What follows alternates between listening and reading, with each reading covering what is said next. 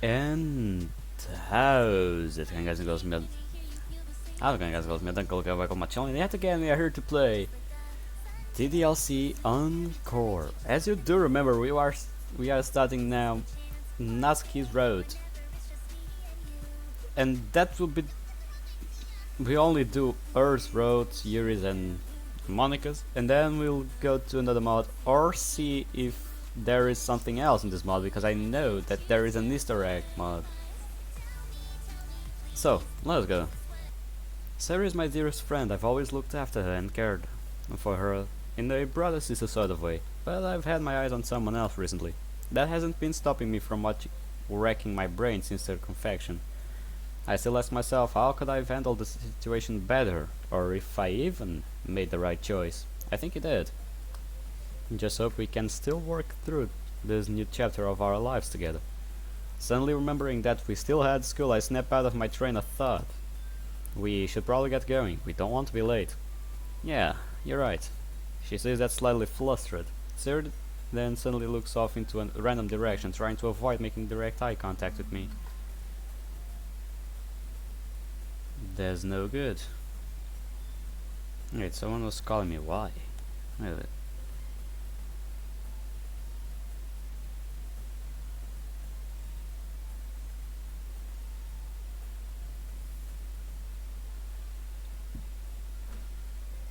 I can tell that she's still trying to process the new reality of our friendship. I've been meaning to discuss what happened with her, but neither of us have really worked up the courage to bring it up yet. So we've been getting by and painfully trying to pretend that last Sunday events didn't happen. That's no good.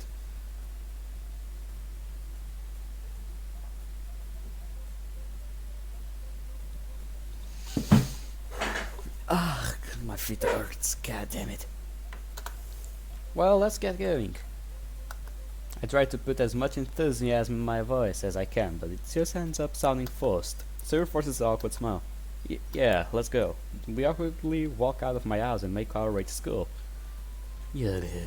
I remember how my walks with Sayuri used to be filled with laughter, inside jokes, and other ramblings, but for now those days seem to have come and gone. Now our walks are usually filled with long, uncomfortable silence. That's no good, pal.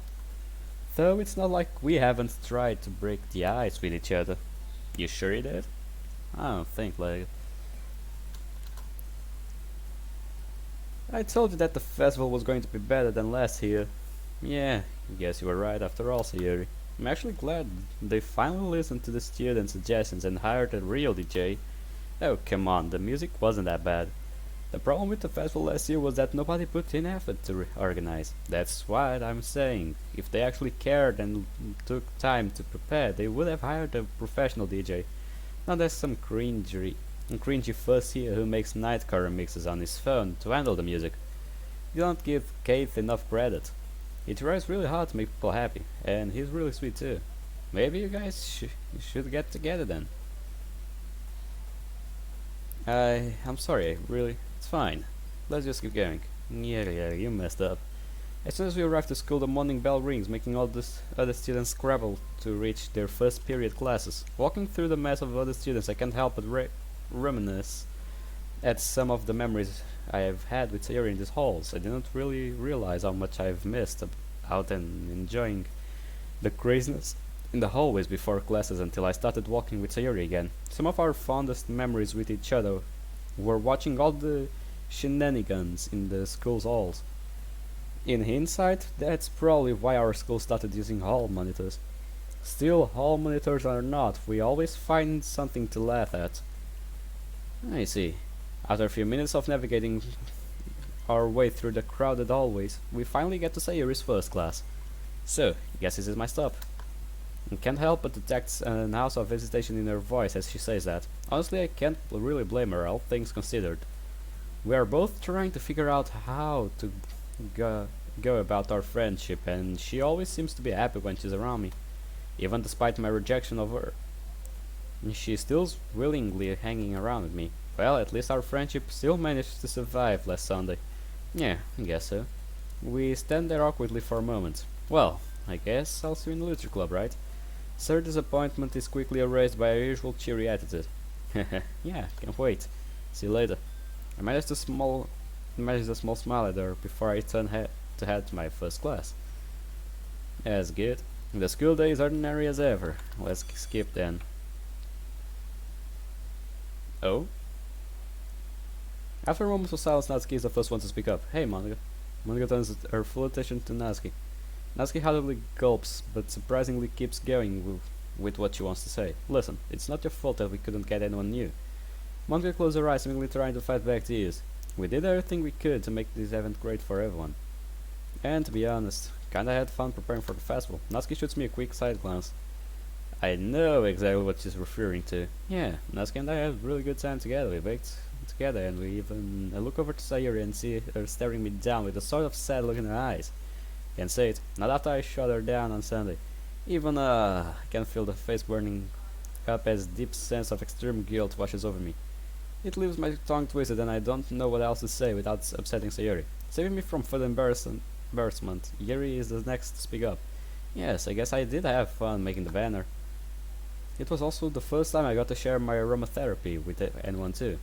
Sayuri turns her attention back to Monica. Monica, Natsuki and Yuri are right. There is nothing we could have changed. We made the event as fun as we could, and even though no one joined, that's not so bad. We still get to hang out and have fun, just like we always have. Finally, it's my turn to speak. Yeah, Monica, you're a great club president, and I couldn't be happier with what we have now. If no one wants to join, that's on them, not you. Monica opens her eyes and puts a thankful expression. Yeah, you're right, everyone. Don't know why I was getting so hung up over this. I just wanted to push our club to new heights. It's my responsibility as the club's president to grow our club and to share what we have with others. But I can't accept the status quo for now. If that's what everyone wants. We all look at each other and nod. Yeah, what we have now is fine. It's quality over quantity anyways. I'm content with our current membership as well. I love spending time after school with all the four of you, and I wouldn't change that for the world. Yeah, let's keep what we have now. I've really enjoyed getting to know all of you over these last 2 weeks. I wouldn't want to see that change because of new members. Monica looks at all of us one by one as we voice our opinions. She nods grudgingly, but approvingly. It's settled then. As club president, it's my responsibility to listen to each of you, so based on everyone's feedback, we'll keep the literature club at 5 members, at least for now. Let's skip. Let's go Natsuki. I decided to see what Natsuki was up to. I heard her utter an exasperated sick from within the closet. She seems to be annoyed by something. Ugh. Swear, if Monica cleans this closet one more time, I will. Why can't she never put it back in the spot? I think I can reach that. Hey, Natsuki. Yeah. In Natsuki's miserable attempt to reach the top box, she ended up knocking down several books lined up on one of the lower shelves. Hey, don't sneak up on me like that. Sorry, didn't mean to scare you like that. Didn't think you were that jumpy. Barely managed to contain my laughter. Though that only makes Natsuki shoot me an irritated look. What were you trying to do anyway? I'm trying to get the top box that has my manga. See the one with the stickers in it? On it. Okay, I look up to see the box Natsuki's referring to. Jeez, how many rainbow stickers does one girl need? You know, you could just have asked me to get it for you. I'm way taller than back. I can do it myself. No, you can't. Wait, could you get me the chair that I can stand on? You mean the swivel chair? Yeah, why? Remember the last time you got on that chair? I wasn't being careful enough. I'll be more careful this time. Yeah, I would rather not have you to fall on me again. Let me get something else this time. Seth walked towards the front of the room where there's a studier chair that we can use. Right before he can step out of the closet, Natsuki grabs my arm. He didn't seem to mind when we got close last Sunday. Stopped dead in my tracks. I feel the blood start to rush to my face. I turn around and face Natsuki, who is the teasing look on her face. Yaga, that's not a face we used to see. That's only because you weren't calling me gross. Natsuki's expression drops back to her signature pout. You're impossible. That makes 2 of us. Natsuki and I gaze at each other before we realize how close our faces have gotten. Natsuki suddenly lets go of my arm. Go get the chair, you dummy. Yes, your highness. Highness? I nonchalantly walk to the front of the door and retrieve a small chair. When I return with the chair, I see her defeated face. You know, I didn't mean that in an insulting way, right? I knew that, of course. What, were you afraid of offending a poor little me? I don't know how I can honestly answer that. You make it too easy sometimes. Yeah, yeah, just get the box. Natsuki places the chair before the shelf and steps on it. She reaches her arms out as far as she can, but she still can't reach the top shelf. Oh, just let me get it already. Defeated again, Natsuki reluctantly steps off and crosses her arms. I easily grab the box without the existence of a chair. Well, was that so hard? Oh, come on, I almost had it. Natsuki turns her attention to her box and begins searching through it. Get it now. She takes a manga book out of the box. The manga has big 12 on the top right. This one is the absolute best in the series. You should totally read this. Well, I'm only up to volume 3. Are you telling me I have to wait for it to get ready to get really good? I mean, there's a lot of good moments between those two. Just happen to think that volume 12 was some of the best writing in the whole series. Well, if you want to prove me right, we better get finished with volume 3 as soon as we can. Hey. We turn around and unexpectedly see Yuri standing behind us. Oh, hey Yuri, didn't see you there. Hey, could you come with me for a second? No, he can't. I was just going to start reading with him. Can't you wait? I really need to ask him something important, Natsuki. You can't afford to wait reading with him for at least a minute. Natsuki and I are caught off guard by Yuri's assertiveness. It's very different from how she is normally. Natsuki can't even come up with anything to say back. The only thing coming out of her mouth is a big I promise I won't take long. Yuri drags me away from Natsuki without me having the chance to say anything. This is not good. So, how are you doing this afternoon? Oh, I'm doing alright. What about you? I'm doing great. Just got done finished this chapter of my book and I was wondering if you'd like to maybe read it together with me sometime. Her confidence fall apart. She's no longer meeting my eyes as her face heats up with embarrassment. She dragged me away from Natsuki for this? Well, I don't get the chance to talk with Yuri much. I guess she must be feeling left out. That she hasn't talked to me for some reason. Guess it's up to me to try to save Yuri from her own embarrassment. Yeah, sure, I'd love to read reading with you. Right now? Her voice rings with excitement. Whoa, where did this excitement come from, Yuri? I don't know if I have time right now, but tomorrow But you're not doing anything right now, are you? Well, she does have a point there. Wait, you were reading with Natsuki, come on. Don't try to get all kinky right now. But I must admit it's a surprise to see her being this forward. She really didn't need to drag me away from Natsuki. And I really did feel like I should check on Sayuri. Look over and see Sayuri staring off into nothing. She has a rather somber expression on her face. I'm gonna go see how Sayuri is. We can read another time, right?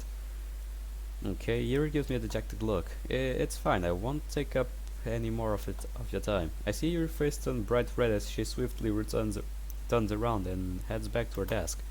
I say to myself, man, what's with me today? First I offended Sayuri and now Yuri's upset with me. I can only hope that this time things go better with Sayuri. Hey Sayuri. Oh hey. Sayuri puts on her usual cheerful grin, but something about it just seems off. What's up? I take a seat right next to her. Oh, same old. She smiles sadly at me. Sayuri. She must be having her rain clouds again. Gently place my hand on her shoulder. You know that if anything is bothering you, you can talk with me. I'm here for you. I hate to see you like this, and I know you don't want to have those rain clouds over your head all the time. I can hear Sayuri start to shuffle. And if I've said or done anything lately that has put you in this state of mind right now, I want you to know that I'm deeply, deeply sorry. Never wanted to hurt you or... Nothing has really changed between us, alright? I mean, I want to think so. It's kinda funny. I don't take your meaning. I selfishly thought that I tried putting all my time, energy and effort in making you happy. I don't know, I thought that you would love me back. Feel my heart sink like a stone in the ocean as Sayuri choked those words out. But I never was the one you wanted, was I? If I wasn't such a mess, you would still be spending time with Natsuki, wouldn't you? I can see why you like her so much. You deserve to have someone like her in your life. I shouldn't be trying to keep you from her. Maybe I should have come to see her sooner. She's clearly been balling this up for a while now. Just the way you seem to be enjoying over there with Natsuki. And I ruined it for you. I'm a terrible friend. You should just move on from me. No, sir, don't say that. Sayuri hugs me tightly. I put my arms around her and close my eyes. I can feel my heart beat in sync with Sayuri's. I feel the warmth of her body radiate onto mine. Me spending time with Natsuki isn't going to make me forget about you, Sayuri. I'm just trying to figure out everything just as much as you are. I should have come to you sooner, I'm sorry. I hear Sayuri sniffle as she works to prevent herself from breaking down and sobbing. We're still like this for some time before Monica calls the group to attention. Okay everyone, poem time. Oh yay, poem time. Sayuri forces the biggest smile humanly possible. That's gotta be the fakest reaction from Sayuri that I have ever seen. Just sick to myself and walk over to my bag to retrieve my poem. Yeah, Natsuki must be pissed. Must be pissed right now.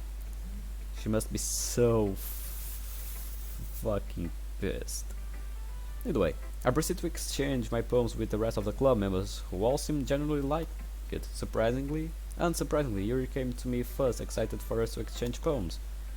Despite the rather interesting exchange that I had with her earlier, she tries to act if it didn't happen and gives me useful feedback. Yuri's poem was in her usual style of being deep and sophisticated, but I was unusually depressing for what she usually writes about. So, through my best interpretations of her poem, it seemed like it was about the struggle for attention, love, and acceptance. During my time with Yuri, I couldn't help but notice that she seemed unusually unfocused, as if her mind is elsewhere. Though it was likely out of guilt for being angry when I was around her today. While sharing her poem with Monica, I could tell that the festival was still on her mind, but she seemed to have more or less moved on from it. Monica complimented me on how far I've come as a writer, and noted how my style was becoming more and more like Natsuki's, something which she teased me a little bit about. Monica's poem was in her usual freeform and abstract style. I didn't really understand the meaning behind it. It's usual. But from my best interpretation of the poem, it had something to do with second chances and new opportunities. Monica and I then got into a bit of a philosophical discussion about how we should never give up and always take opportunities when they present themselves. It was relatively inspiring, actually. So her reaction is about what I expected. She said that it's really good and gives me some of her usual encouragement, though I could tell that she was really forcing a smile. I can't tell if it's a rain cloud acting up or she's still getting over the rejection. I can definitely tell she was still emotional conflicted when I read her poem. It was about two friends, a boy and a girl, who had known each other for a long time. When the girl finally confessed her feelings to the boy at his house, the boy accidentally rejected her and walked back into his house, but oddly enough left the door open. Reading Sayuri's poem really made me feel guilty about what happened last Sunday. Just hope we can put that what happened behind us. Natsuki actually approached me first this time, seemingly genuinely excited for us to exchange poems. She of course gave me some advice as usual, but it came off more as her just complimenting my work. Natsuki's poem was in her trademark style of being short, sweet, and to the point. It was about someone finding happiness by spending time with the person they love the most. Our talks of poems quickly shifted to catching up with each other, to see how we've been since the festival. During our conversation we at times struggled to maintain eye contact with each other. It was clear that what happened last Sunday and the time we spent during the festival was very much on our minds. I've always enjoyed being around Natsuki. Just being around her always seems to sparkle something in me. I don't know what it is, but she's always fun to be around. And she's funny, passionate, a little hot-headed. But she's incredibly cute and I always get lost looking at her beautiful pink eyes. Yet things can always be like this. I could die happy. Oh, believe me, that's not always going to be like that. We walk relatively peaceful. Okay, the walk is relatively peaceful with only the occasional bits of small talk filling the silence. Well, at least it was peaceful at first, so that was fun. Yeah, it was. It was nice to be back with everyone. I almost felt like I was at home again. Same, it feels like the festival was forever ago. And I feel like I haven't seen you in forever either. Oh, come on, it's not like it's been that long. Besides, it's not like things have changed that much since then, right? Sorry gives me a pained look. I should not have brought it up like that. As I see her eyes fill up with tears, I quickly try to rephrase what I've just said. I mean, it's not like I had thought that any of this would happen. Lately I feel like I've been caught off guard by all sorts of surprises. It seems that through my carelessness I got Sayuri in a bad state of mind. Sayuri blankly stares off into the direction we're heading. Me and my big mouth. Yeah. The rest of our walk is filled with uncomfortable silence. Siri hasn't even looked at me since my careless comment. Yeah. And I haven't tried saying anything else out of fear of making things worse. After several minutes of complete and utter silence, we finally reach our houses. So, guess I'll see you tomorrow. Sarah looks dejectedly towards her house, as if she didn't want to go home. I try one last time to undo my mistake. Sarah, look, you know if you want to ever hang out or talk about anything, just say the word. I enjoy spending time with you, I don't hate you or anything like that. Well, I might as well be making things worse at this point. I can start to see tears well up on Sarah's eyes. Look, I promise you that nothing would ever change between us, and things would be just as they would always have been. Sayuri looks back and forth between me and her house. I have the feeling that she isn't listening to me. Sayuri? Sayuri is snapped back into reality. Oh, sorry. Must have been spacing out again. Sayuri flashes her signature grin, but I can tell it's not genuine. Is everything okay, Sayuri? Sayuri grins instantly disappears and reverts back to how she was just a moment ago. Sayuri? It's nothing. I've gotta go. Bye. Sayuri runs off and hastily enters her house. I can hear the door slam shut immediately once she enters. I sick to myself. Maybe things can't be the same as they've always been. But all I know is that Sayuri needs me now more now than ever. At some point we're going to need to iron out our differences and resolve what happened that day. It's apparent that Sayuri just needs some space right now. You sure about that? I'll just have to give her all the time she needs to get over what happened. I'll do 2 days today because I haven't recorded in 2 days, so yeah, it's only fair if I do that 2 days now. I hope she trusts me that much after all we've been friends for this long. I shake my head as I enter my house. Man, what a day. Actually, what a week. And skip. Okay. I really need to figure out things between me and Sayuri, given everything she's gone through lately. And how I've probably been making things worse. I should probably convince her to get professional help. Though I don't know if she'll listen to me now. On the bright side, I really think I'm getting better at understanding Natsuki. For starters, she didn't tease me as much as she usually does. I wonder if it's because of that Sunday when she showed up and we showed me how to bake those cupcakes. I think back to those 2 times we had where we almost got butterflies in my stomach just thinking about it. Wonder if she really would go out with a guy like me. I hope so. I think she would. I'm really starting to like her more and more. Just everything about her is so beautiful, with her bubblegum sensed hair, a joyful smile that always seems to brighten up my day, and those swirling pink eyes that always remind me of cotton candy. Just hoping that sooner or later I can get the courage to ask her out. I know that she is at the very least interested in me. Who knows, maybe she'll be the one who makes the first move. I find myself smiling at the thought of being with Natsuki. It would be a weird turn of events. At first I thought she hated me and wanted to stay away from me as far as possible, but now that I've got to know her, it's like she can't let me out of her sight. As I drift off into sleep, I think to myself, life is a funny thing sometimes.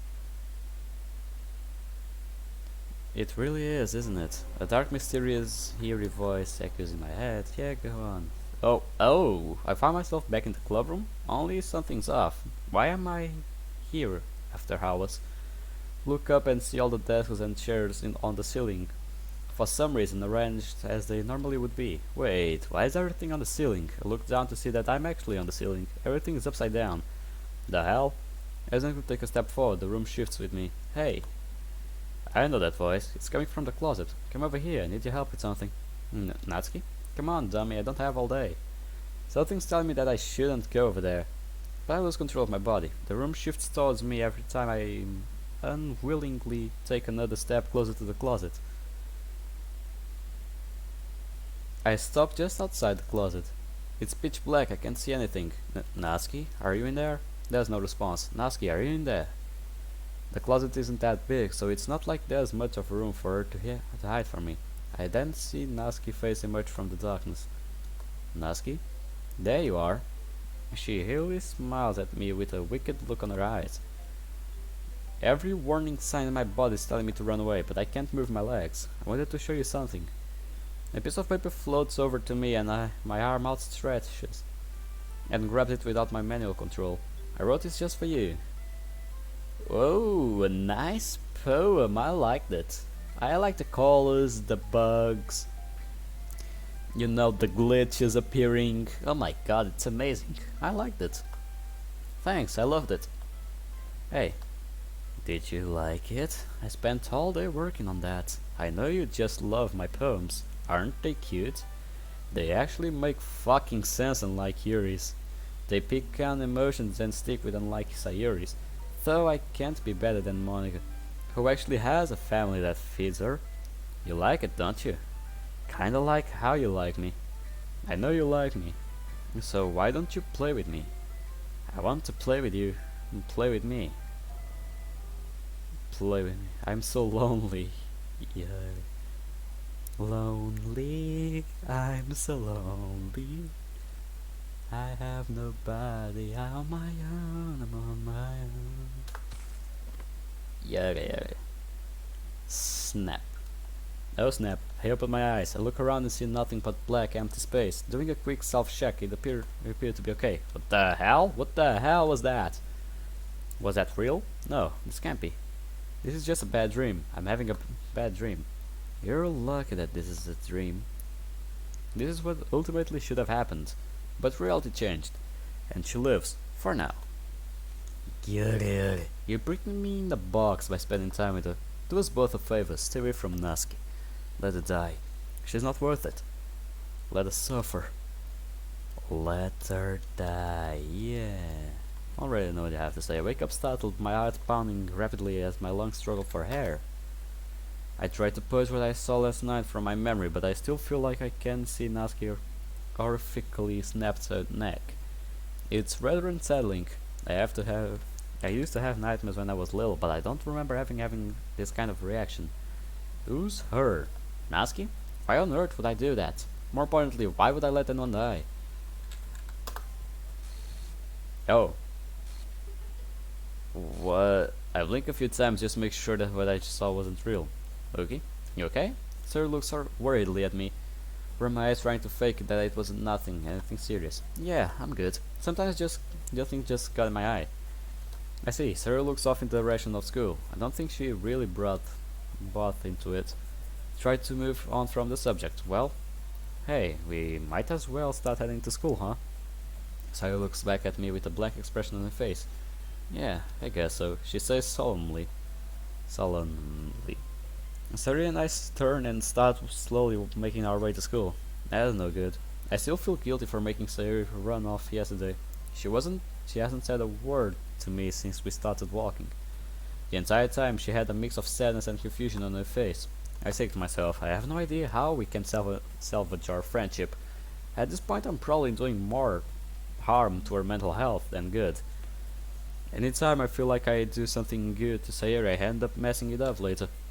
I'm not sure why she's even choosing to be around me despite everything. Well, she doesn't want anything to change. That's why.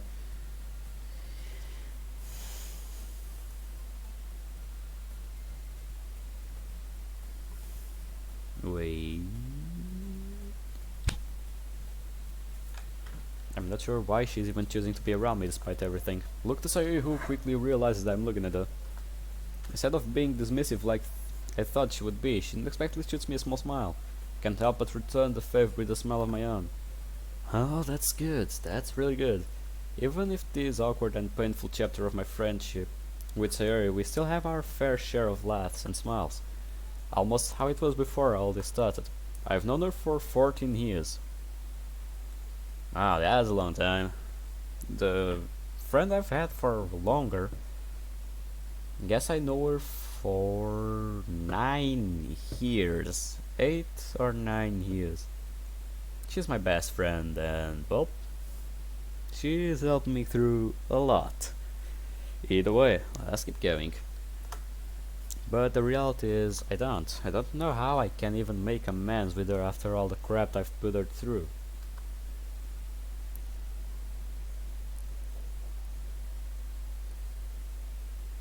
I don't know what I can even do to make her feel better. I don't know how to help her. I just don't know anything. And when it comes to Sayuri, that scares me. I don't even know just how deep her problems really run. Well, maybe I can try talking to her later today at some point. Maybe then we can start straightening things out. And for once the walk to school wasn't as awkward as it had been lately. We've even managed to hold on somewhat decent conversation throughout the entire of the walk, so I guess that's progress.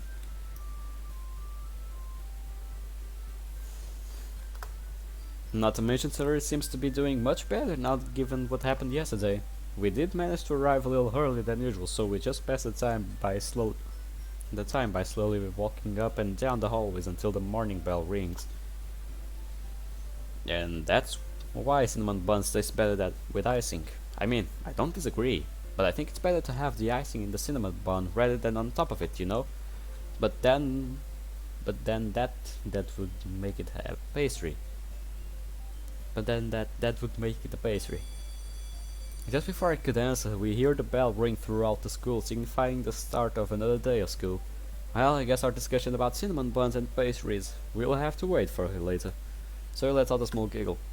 Alright, I'll see you after class. Can't wait. Sarah and I wave goodbye at each other as we go to our separate ways to our classes. As usual, my classes are unexciting and I feel like they drag on forever. Well, not for long. I just hope we can spend some time together, that's all. She mutters softly. Did you say something? Never mind, let's go. I shrug my shoulders as we begin to walk to the clubroom. We arrive at the clubroom with the usual Cecile greeting us. So, how are things with you and Husky? My mind goes completely blank. I'm not entirely sure I can put it to someone like Monica without accidentally giving anything away. For all I know, Natsuki might have convinced Monica to see how I feel about her. In a roundabout way. Oh well, don't have an answer. You don't have to answer if you don't want to. No, it's fine, it's just difficult to explain. Yeah, you could say that. Take a moment to collect my thoughts. Well, it's been an interesting journey with her. At first I thought she hated me or something. Monica lets out a small laugh. Well, that's Natsuki. From my understanding, she's always kind of being like that.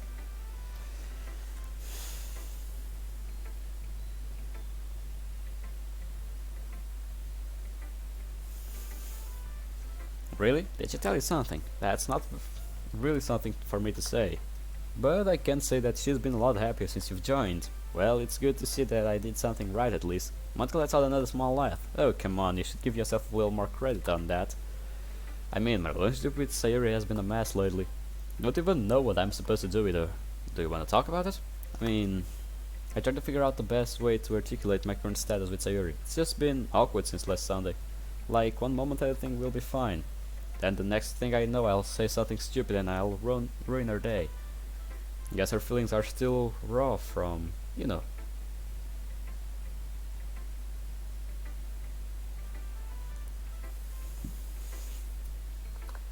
My voice thrills off as Monica listens intently. I see. Well, I would say the first theory is that she just needs some time to get over what happened with you and her. I'm sure she'll come to you when she's ready to talk about what happened. Oh my god, my voice just cracked a bit. Yeah. Let's see if that doesn't happen again. I'm sure she'll come to you when she's ready to talk about what happened. Yeah, that's what I was thinking too. She's a strong person. She'll get through it. Monica shoots me a reassuring smile. Thanks, Monica. Really needed to hear that. No problem. So, what should I do with Natsuki? Monica pauses for a moment. Well, it depends where you see yourself going with her. I mean, feel like I'm stuck in a box here. Do I risk telling Monica that I'm interested in Natsuki? There's really no way that I can deny my feelings for her, especially when it's starting to become painfully obvious. I decide to play the roundabout card too. I just don't know if she likes me the same way I do. Maybe I went a little too obvious there. Monica shoots me a reassuring smile. Well, I'm sure Natsuki will come to you soon and tell you how she really feels about it. It's better for her to come to you than for you to come to her. Knowing how she is and everything, I'm not quite sure if she's settled on her own feelings quite yet. Well, I mean, yeah, you could say that. Yeah, dude. Not quite sure if she settled on her own feelings quite yet. I understand, thank you, Monica. I really appreciate everything. No problem. Your happiness is important to me too. I managed to smile at Monica. Thanks, Monica. You're too kind. If you want to talk more, I'll be there. I've actually been working on this poem since last night if you want to see how it turns out. I'll certainly keep that in mind, Monica. Monica smiles as she turns and heads back to the teacher's desk. I turn to face the rest of the room, with everyone doing their respective activities. Well, it makes no sense for me to stand out in the open like this. Natsuki. I decide to see what Natsuki was doing. I spot Natsuki in the usual spot by the closet. She seems to be reading her manga. Hey, Natsuki. Natsuki jumps at hearing my voice. Hey, I thought I told you to stop scaring me like that. That's a good way to give someone a heart attack. Oh, come on. How am I supposed to approach you then?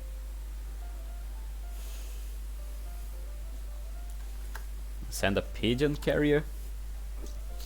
Besides, calling your name out this way is much more fun. Yeah, I would bet it would be really fun for you to see me drop dead from you scaring me. No, it really wouldn't. Oh, I don't know how much more my little heart can take.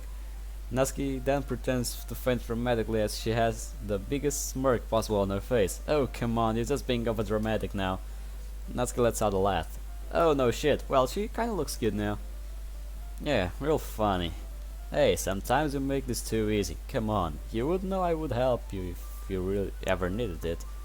I know that. You seem nice enough too, anyways. Natsuki's voice trails off as she smiles sweetly at me. Smile back. For once, I actually think she wanted me to hear that. Despite Natsuki's soreness at times, she can be sweet when she wants to.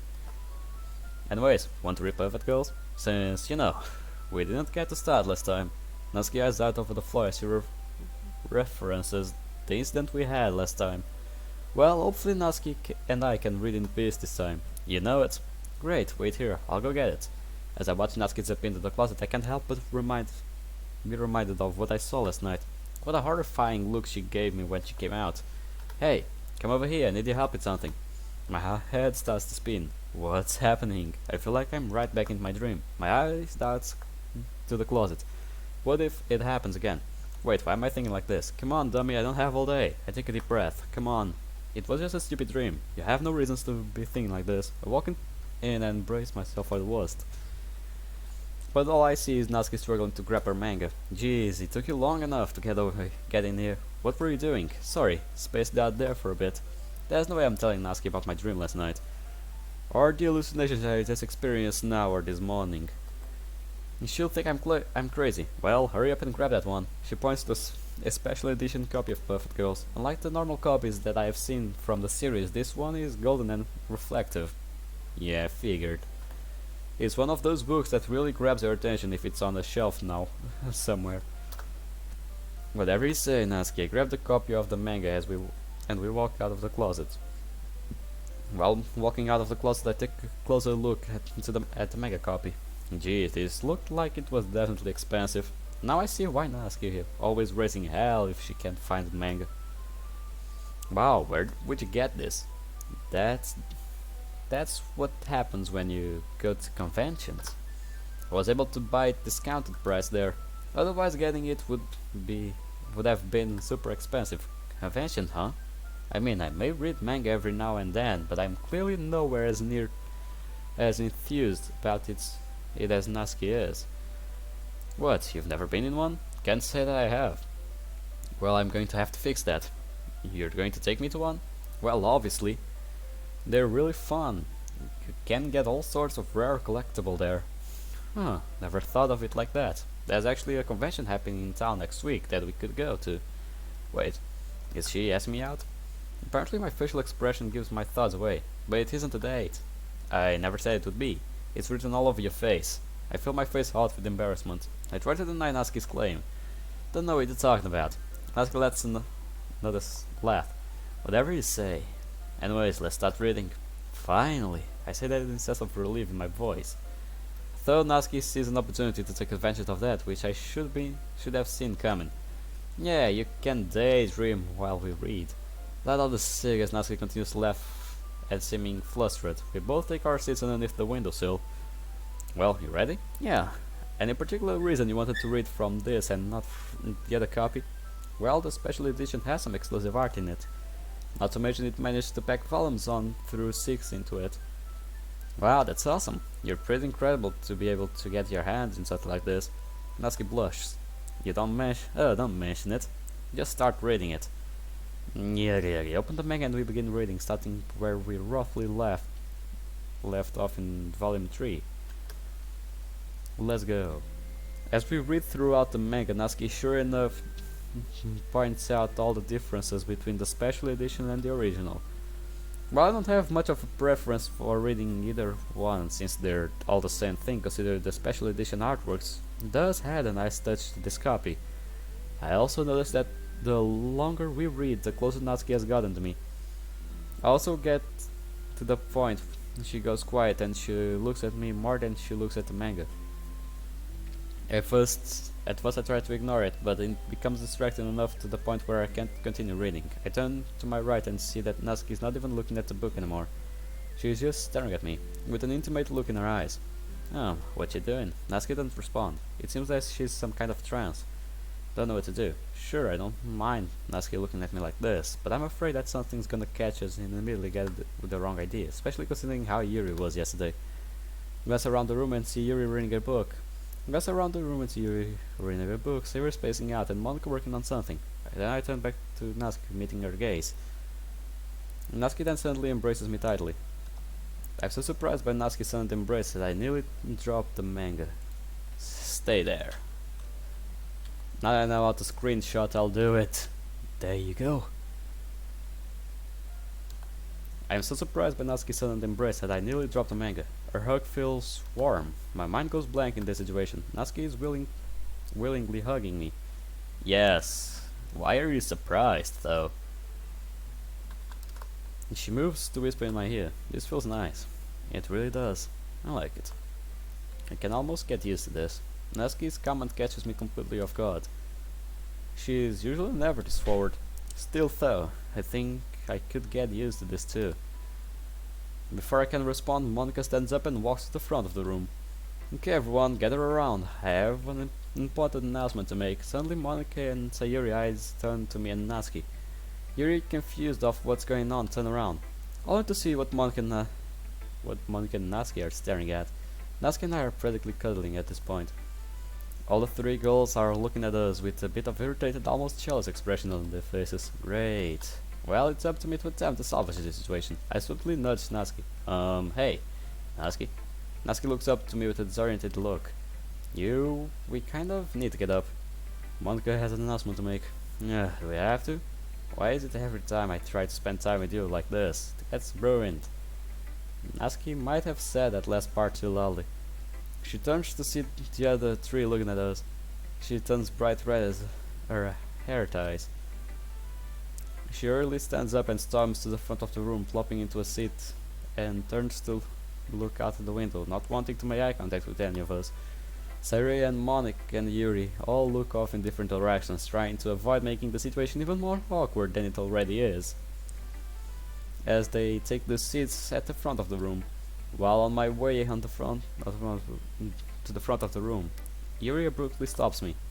She doesn't look too happy with what she just saw, but she also looks like she's unsure if she wants to confront me about what just happened. I decide to speak up first. Yeah, Yuri? Nothing. It was nothing important. She looks off to the other side of the room as she mutters softly. Yeah. Yuri then briskly walks past me, taking a seat and joining the others. Well, that was a random. I just hope she isn't jealous of me and Natsuki getting too close like that. Yeah, I doubt it. She isn't a jealous type, right? Yeah, no. I don't think so. We all take our seats at the front of the room, with Monica standing right in front of us. Yeah, I already know this. I wouldn't mind baking cupcakes again. Turns out Lucky isn't half bad at cook. She says that directly looking at me. Natsuki certainly isn't letting what just happened between us go. I try to move past the sudden awkwardness. Yeah, let's go. I chuckle to myself when in the corner of my eye I see Sayuri looking tearfully at me. I mean, I've always loved spending time with you and all, and seeing Sayuri just trying to hold back her tears completely derails my train of thought. Never did take into account that she might not yet be comfortable with me being this flirty around Natsuki yet. Yeah, so looked like an idiot as I tried to find what to say next. Thankfully, Monica comes out seemingly to save the situation. I can type up a summary of what we can do on a day-to-day basis and write some things down for what we can tell the newspaper. Oh, I know what I can do. Everyone turns to Sayuri. I can go to the library and get some books for us to read. I think it would be a good idea for when they take pictures of us. Great call. And skip. Yeah. I'll give you mine tomorrow. Believe I have my poems with me. Let me check quickly.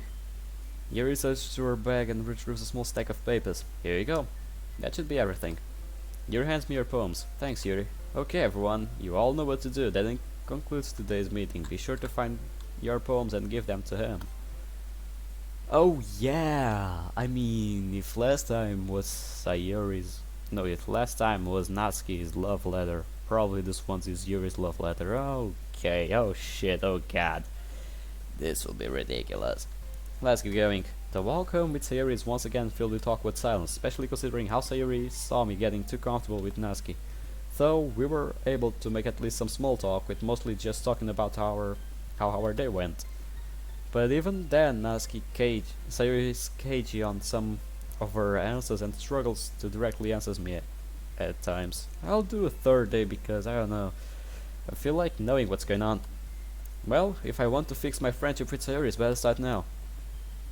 Hey. Yeah, Sayuri? I think I know where my poems are. I can stop by your house in a bit and drop them off, if that's okay. Sayuri's voice thrills off. I see where she's going with this. Yeah, I'd love to have you over. Are you sure that's okay? I don't want to ruin your plans for tonight. Take it, Sayuri probably thinks that I'm going to have an extended cuddling session with Natsuki tonight based off what she saw early in the club. Yeah, Sayuri would probably think that. But still, don't get over your horses. Well, that's not a bad idea. Yeah, I got nothing going on for tonight. I'll see you in a bit, okay? Oh, okay. Come on, you know I would love to have you over. It's been a long time anyway. Alright, I'll see you in a bit. See you. Sayuri happily skips to her porch and enters her house before I can say anything else. Well, that seemed to put her in a good mood. Hopefully I can start making things right between us. Maybe, who knows. Drop my book bag in the middle of my room and change out of my uniform. I looked through my poems and I came to realize just how much Natsuki has influenced on my writing. I guess by spending all that time around her I picked up on her writing habits. Despite her insecurities about her writing, I always thought that her poems were fun to read. Even if her writing style is rather simple, she uses it pretty effectively to get her message across. Looking back at my poems, I realized why Natsuki likes them so much. She finally found someone that she can relate to. Even though I thought she hated me at first, it's quite remarkable how much closer we've gotten over these last 2 weeks. I hope she was joking when she said that trip that convention wouldn't be a date. I put down my poems and go into my bag to retrieve Yuri's poems, which I put next to mine. Notice that Yuri's stack of poems there's a purple piece of paper. Don't remember Yuri ever giving her poems down, writing her poems down on purple paper. Maybe she accidentally gave me something. Before I could investigate further, I hear my doorbell ring. Wow, Sayuri was a lot quicker than I thought she would be. So, got anything planned for us? No, not really. We could just watch some TV if you want. Yeah, that's fine with me. Sayuri and I take a seat on the couch right next to each other. We begin flipping through the channels to see if there's anything remotely interesting or worth watching. Suddenly something catches Sayuri's eyes. I start rapidly moving through the channels. Oh, go back like 2 channels. Okay, I flip back and we see that it's a cartoon we used to watch a lot when we were kids. Oh wow, Expedition Time. We haven't seen this in ages. Yeah, we used to watch this together every Saturday, remember? I recall Sayuri always walking over to my house every Saturday to watch it with me. It was your typical action-adventure kid-friendly series, though it had a really great story for its time. I suddenly see Sayuri tearing up. What's wrong, Sayuri?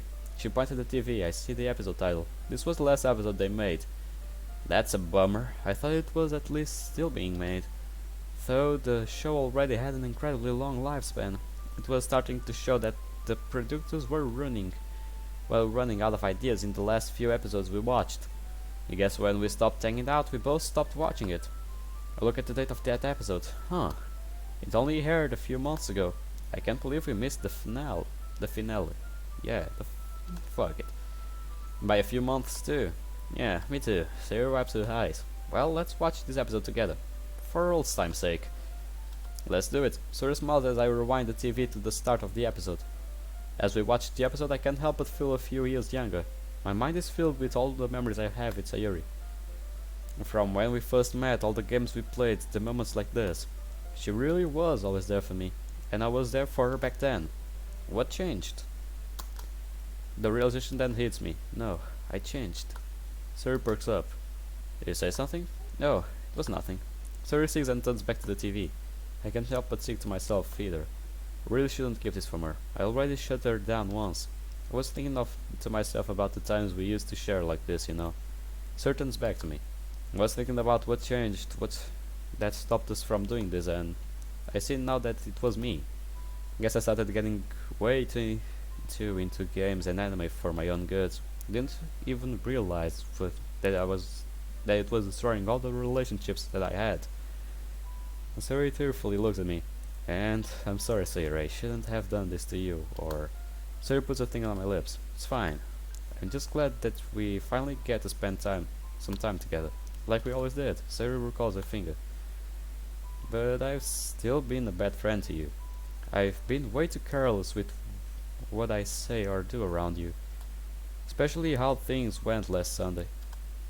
With how I carelessly hurt you. I'm sorry, I really truly... Come on. I know you wouldn't try to hurt me. But you made your choice last Sunday and I just have to learn how to live with it. I know things are different between us now, but don't let regret rule your life. Look what it did to me.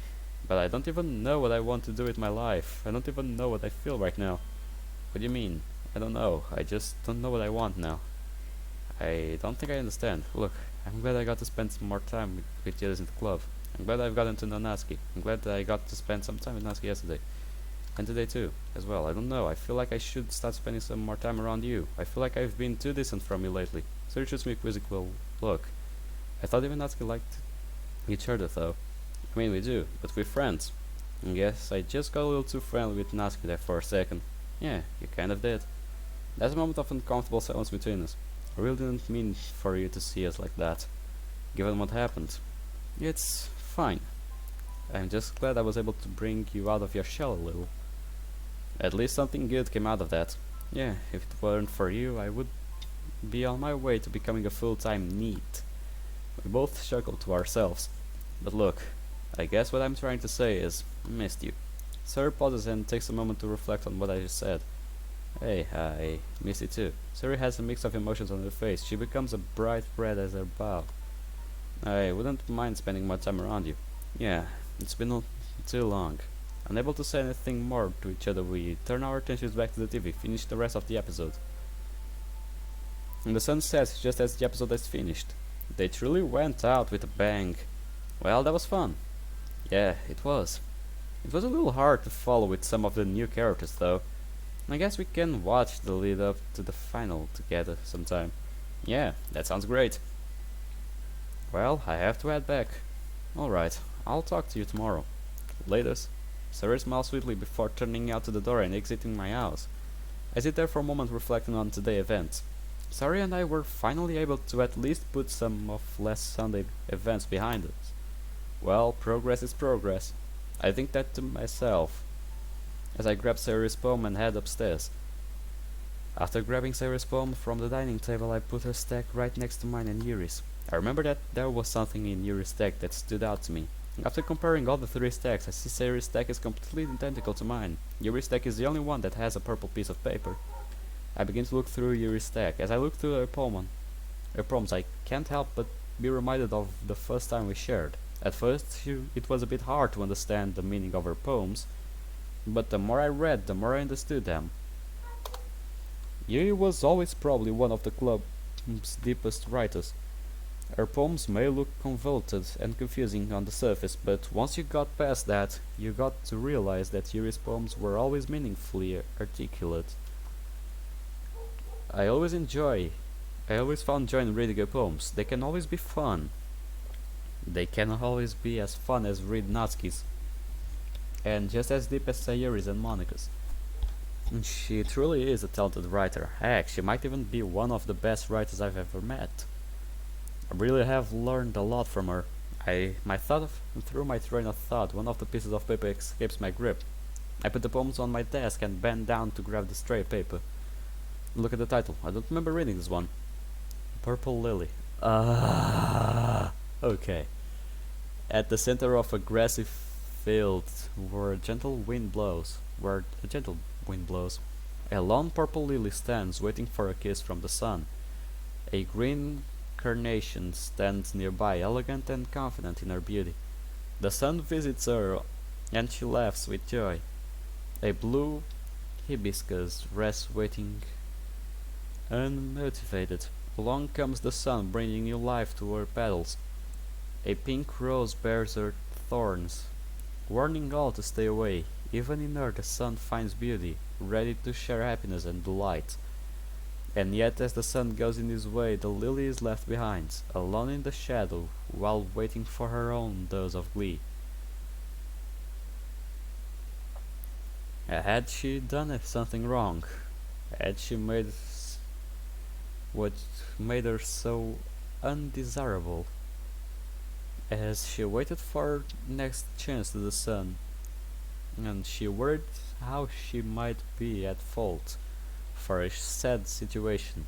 She wondered why so many days had followed the same course. But perhaps she had done nothing wrong. Perhaps instead the problem was that the sun had not seen her, summoning all of her courage. She vowed that she would call out to the sun, requesting a share of affection. He had showered on her friends. She called out to him with the only voice she knew how to comfortably use. Well, shit. I put the poem back in the stack. I put on my pajamas and lay on my bed. Who do I even tell about this? What am I going to do? Do I talk to her about it tomorrow? Or do I let her come to me? Through the millions of scenarios that play into my head, my mind eventually wears me down and I drift into an easy sleep. I open my eyes to find myself in a dark, empty clearing. You're supposed to stay away from Natsuki, not get close to her. I didn't want to have to keep this up. I don't take enjoyment in your suffering, but you're leaving me no choice. Suddenly I see a silhouette approach me. Natsuki? Is that you? Natsuki comes into my view. Natsuki doesn't love you. You know that. She can't even decide how she feels about you. So why you spend all your time around her when she treats you like shit? Oh, we're getting kinky. Natsuki shrieks in pain. Her cries are so loud I feel my heels drum pounding. I see the silhouette figure emerge from the fog right next to Natsuki. Natsuki continues to cry in pain as she tries her best to move her neck back into place. I try to call out to Natsuki, but nothing comes out of me. I try to run to help her, but I can't move my legs. I try to turn away to avoid looking on at Natsuki suffering, but my eyes refuse to close and my neck refuses to turn. Don't worry. She goes through much worse on a daily basis, but it can't be so much worse. And spending more time with her, keeping her alive, only prolongs the unnecessary suffering. The figure takes a few steps back, raising its hand and snapping its fingers. I hear a painful crack as I watch Natsuki's body slowly go limp. And that's how it should have been. Quick and painless.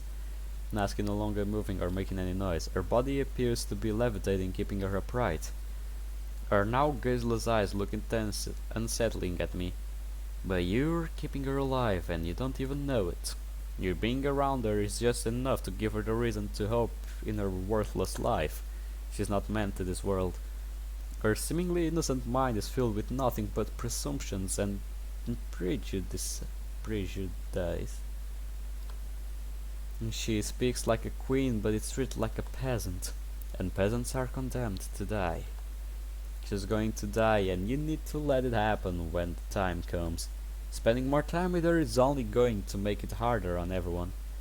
You need to let her go. Leave her behind. Forget about her. Worry about us. There is only us.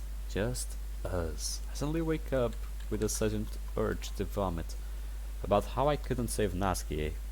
How I just watched that figure make Natsuki's neck break. And her corpse. I get nauseous just thinking about it. I don't even know how to talk to about this. I would ask Sayuri, but that will probably just make more problems than solving anything. And Natsuki probably won't be much of help either. Maybe I can ask Monica. Maybe she'll know how to handle this. No, don't think it like that. Come on, you know Fridays are the best. It's the best time to spend time with those you care about the most without having to worry about school and other things. I can't help but smile a little at her as she says that. Can't argue with that logic. Sir smiles back at me.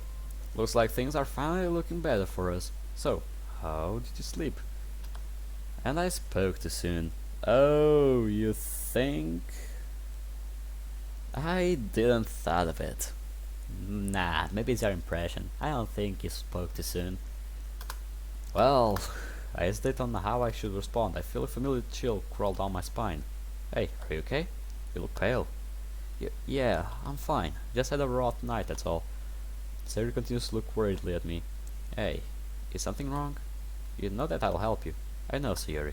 You weren't feeling like this yesterday, were you? Don't want Sayuri to be more worried about me, but I don't know if I can hide anything from her for very long. I would feel I would feel guilty about not opening up about my own hardships to Sayuri when she's done so much with me. But she can always get worked up when there's something wrong like she is now. And maybe getting these weird dreams off my chest might ease my mind a little, or make them worse. Well, thankfully yeah, let's tell Sayuri, why not? I decided to tell her. The past 2 nights I've had these awful nightmares. I have no idea what's causing them. Do you want to talk about it? My words get caught in the back of my throat. An overwhelming feeling of dread washes over me. I watched Natsuki die. Couldn't save her. I saw this shadow torturing her right in front of me. It made Natsuki bend her neck in incredibly painful ways. I know it was just a dream, but it felt too close to reality for some reason. I then saw this shadow snap its fingers and make Natsuki's neck break. She broke her neck. It was hard to watch. It's as if she wasn't in control of her own body, and the night before wasn't any better. How so? I opened this door and I was back at the club, but everything was upside down. Then I was forced to walk over to the closet when I ran into Natsuki. She said a bunch of things, broke her own neck, and rushed out and attacked me. Gee, that sounds really scary. Yeah, it's all really strange. Sarah nervously swallows. Well, I don't know why you would be having the dreams like that. She would never do something like that. But I'm sure she appreciates you worrying about her. Maybe you can talk to her about your dream.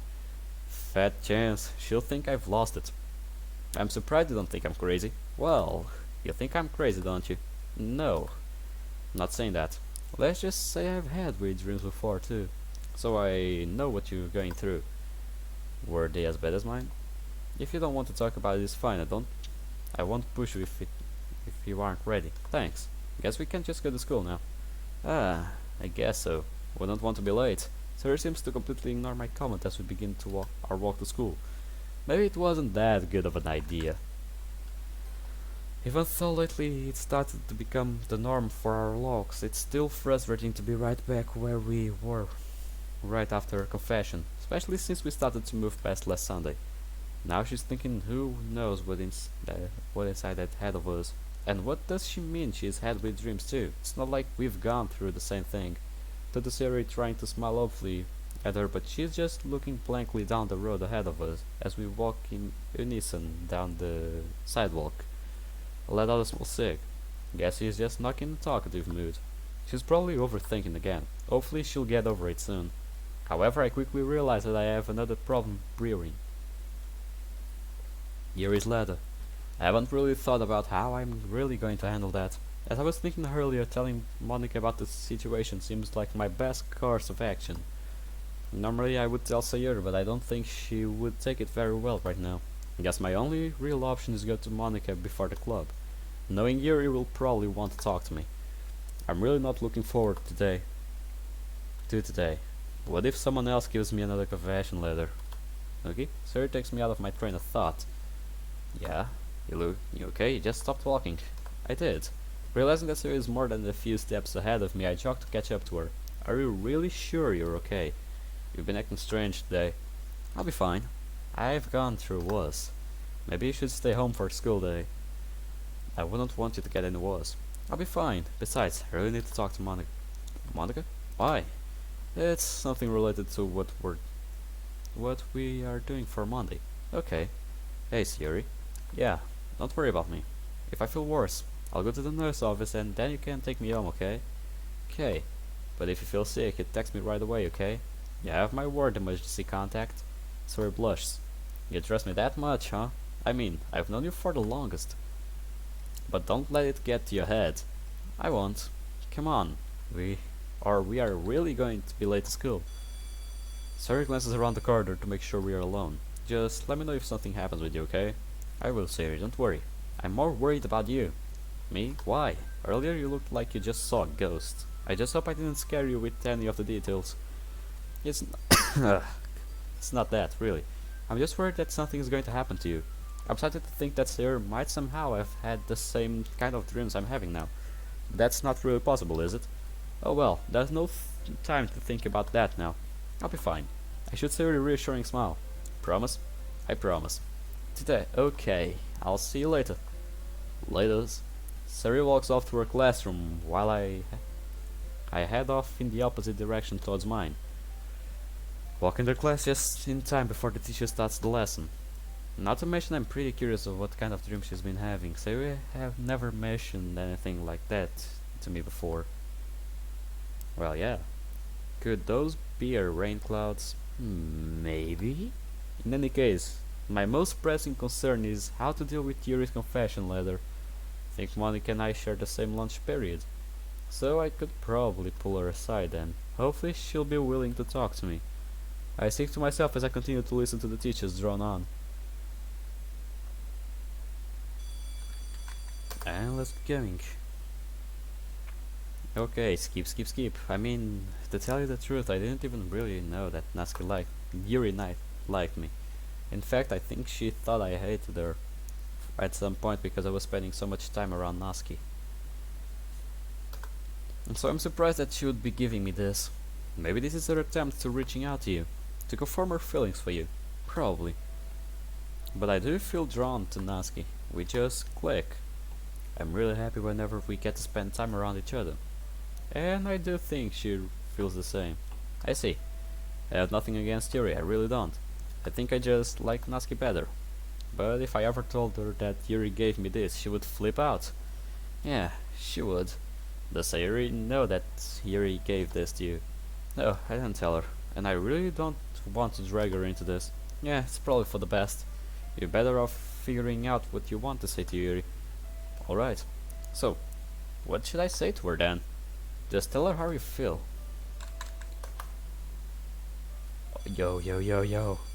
Should I let Monica walk me back? Yeah, sure. Why not? Last time it went so fucking well. Sure, we can walk back.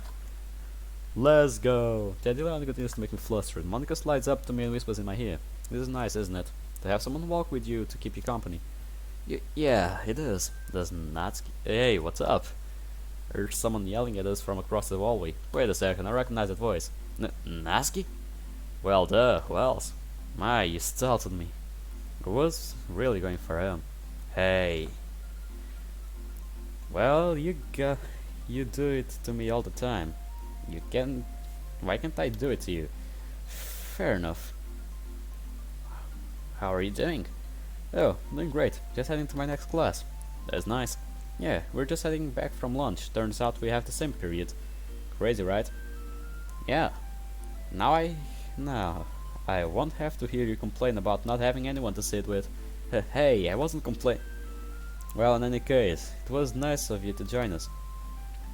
Just hope he didn't gross you out too much, Monica. Oh no, he was very well behaved. Hey, I'm not a kid. Relax, we're just messing with you.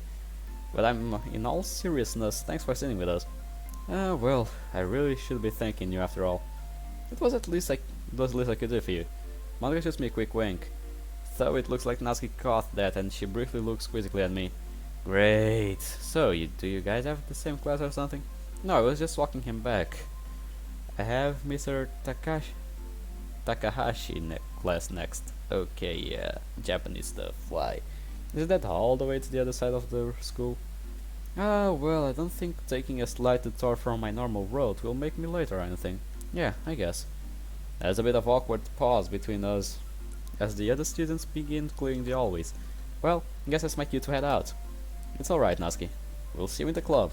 Yeah, I'm looking forward to it. Latest. We'll see you later, Natsuki. Bye. We wave goodbye at Natsuki as we head our separate ways. Not too long after our run in with Natsuki, Monica and I finally make it to my classroom. Thanks for walking back with me. Anytime. I hope you have a great rest of your day. You too. Monica takes a step closer to me and leans into my ear. Try not to overthink. She suddenly pulls on my tie. Make sure your tie is straight, silly. See you later. I'm left completely dazed as I watch Monica gracefully walk down the hallway and turn the corner towards the other side of the school. I catch the few of my classmates smirking at me in the corner of my eye.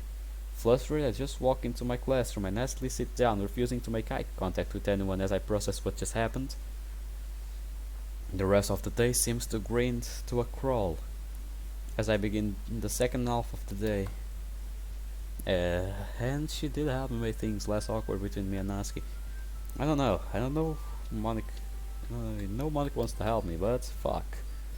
Never really got much of a chance to. But now that we're in the same club and she's showing least basic interest in me, maybe that can change. Well, I guess it's all just ties at the questions Monica said I should ask myself. But right now, I can't really decide who I would be happiest with. Probably Natsuki. I try to put on the most enthusiastic smile I possibly can. Yep, let's go. That's the spirit. I still remember the first time you came with me to the Leisure Club. You almost didn't want to go. Well, I owe you that. You don't owe me anything. Just seeing you happy is its own reward. Can't help but genuinely smile at that. Well, let's get going. With slight hesitance, I begin to walk with Sayuri to the Leisure Club. Yeah, I got us yesterday, but just need your poems and Natsuki's. Fortunately, I remembered to bring them. I'll give them to you in the time club's over. Alright. Well, you guys can go sit down. We're gonna get started in a few minutes. Sounds good to me. Monica leans in and whispers something to me as Sayuri goes sit down. So, how are you holding up? Still thinking over a lot of stuff. Though in case Yuri asks out about our confession letter, I have an idea of what I want to say. Well, that's good. Still, this is a pretty sensitive topic for you too, so just be careful with what you say. I'll try my best. Great. Well, I'll be here if you want to talk more. Right. Right now, I think I could use something to calm down a bit. It's been a fairly stressful day for me thinking about all this. Yeah, no shit. Whenever I'm feeling stressed out, I find that music usually helps me calm the nerves. I've been working on something if you want to give it a listen. I'll think about it. Thank you, Monica. Anytime. Monica goes back to the teacher's desk, leaving me standing in the middle of the room once again. Looking around the room, I try to figure out who I can talk to without completely melting down or making some sort of scene. So of course that leaves Yuri out of the question. I guess the only leaves 3 people I could be talking to. Natsuki. I'll see what Natsuki's up to. As I walk up to the closet, I can hear Natsuki talking to herself. Where the hell is it? Careful not to startle her like I have been recently, I gently knock on the closet door. Natsuki finishes putting some boxes back on the shelf and she's come out of the closet. Hey, everything okay in there? No. Natsuki turns away, attempting to compose herself. Well, what's wrong? I think I lost that special edition of Perfect Girls that we were reading yesterday. Well, I can't see why I should be upset about that. Did you have it with you earlier today? Yeah, I had it with me all the day. I could have sworn I had it with me when I came here. Natsuki clenches her fist in frustration. Swear to God, if I can't find it. Natsuki's voice breaks. I glance around the room and I see if everyone else is seeing this. It seems like any moment Natsuki will break down and start crying. Well, I'm about to do something risky to try to calm her down. Natsuki, put me on the shoulders. Eh? We'll find it. Okay? Natsuki's face turns another shade of crimson as she shrugs my hand off. Alright, lover boy, calm down. Let's keep this PG. Lover boy? What are you getting at here? You know exactly what I'm getting at. Don't act dumb. Whatever. I tried to change the subject, fearing further embarrassment by Natsuki. Well, if we're going to find that manga, we should probably retrace your steps. Where was last time you remember reading it? Natsuki takes a long pause. Well, I was reading it in Mr. Suzuki's class. Isn't there a car? There is a car. And also a bike. A motorbike. Yeah. Oh well. Aren't you the diligent student? Hey, you know our class is boring. Oh, it's a girl. It's Mrs. I said Mr. is Mrs. Mrs. Suzuki. At least you don't have Mrs. Saito. It's not like you pay attention in our classes either. Fair point. Anyway, Suzuki's probably left her room by now, so we can probably go check. Alright, let's go. The faster we find that manga, the sadder I'll be by the end of this. Let us light chuckle as we head out of the clubroom and run into the hallway. Unfortunately, it didn't take long for us to get to Mrs. Suzuki's classroom, considering it was just around the corner from the literature club. Though I could see Natsuki growing more apprehensive as we got closer to the room. I could even hear her worryingly muttering to herself during the walk. It's gotta be there, it has to be. Natsuki? Natsuki suddenly looks at me, breaking her train of thought. If it's not in Mrs. Suzuki's room, do you know where else it might be? That's what worries me. If it's not in there, maybe it's in the lost and found, or someone stole it. Ah, come on, who would want to steal something like that? Hey, it was... Oh, what? 9,000 yen? Are you fucking kidding me? A fucking manga, 9,000 yen. Are you joking? Oh, I didn't realize what goes was worth that much. It's not just because it's that manga. That manga is probably just 20 yen, 200 yen. Now, it's a special edition, probably golden edition that is even like rarer and stuff. It must be so fucking rare that it's 9,000 yen. God fucking damn it, I could be taking my driving lessons right now with that money. Oh well, let's get going. It's very easy to take something like that and resell it online. It happened to a girl I knew back in middle school, and if it happens to me, there's no way I would be able to get it back. My dad wouldn't care enough to help me. I see. At least I have you helping me. Ah, well, it's nothing. That's what friends are for, right? Yeah, and you aren't half bad. Well, it's the least I could do for you. Hey, really do appreciate it. I know I come across as rude as unapproachable sometimes, but knowing that you'll be there for me really does help. I'm surprised you still stick around. Natsuki nervously glanced down at the floor. I see that we're at the room. Hey, we'll find it. I'm willing to walk around the entire school with you until we find it. Natsuki weakly smiles at me as she opens the door. Let's go. Sure enough, the room is free of the presence of anyone else, so we'll be able to search freely. Natsuki walks over to her desk and begins looking around for any sign of her manga. This is where I last remember having it. Well, maybe it's in their little bin. Usually the teachers have their own little lost and found bins that they keep in their rooms before they go turn it into the lost and found at the office. I go to the front of the room where Suzuki keeps her beam and begin digging through it. I'll check in the closet, maybe someone put it in there. Good idea. Natsuki walks back off the room and begins throwing stuff out of the closet. Hey, you know we're gonna have to put it all back, right? Well, worry about that later. Finding the manga is priority number 1 right now. I just say as I continue neatly taking things out of the bin and searching for the manga. Just hope she doesn't tear this room apart in order to find it, because either way, someone's going to make me clean everything up. After searching the entire bin, I wasn't able to find Natsuki's manga. I call out to Natsuki. Any luck in the closet? Natsuki emerges from the closet with a dejected look. Oh, how about you? I shake my head. It's not in the bin.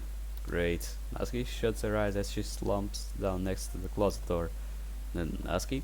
It took me months to save up for it. I had to skip out on lunch so many times. I had to beg my dad to let me do his chores. It was a pain enough to convince him to even give me an allowance. And now all my work was for nothing. Natsuki buries her face in her hands, standing there absolutely stunned with what I just heard. I knew Natsuki never had the greatest relationship with her father, but still. Can't believe she would put herself through all that just for some manga. And there probably isn't much I can do right now to make her feel better. I say I begin putting everything back in the bin. Suddenly I notice a pink book stacked among several textbooks and Mrs. Suzuki's desk. That's odd. I put the bin back on the shelf and pull the pink book out. Well, I don't believe it. Hey, Natsuki. Natsuki looks at me with a glossy, tear-filled eyes. Oh wow.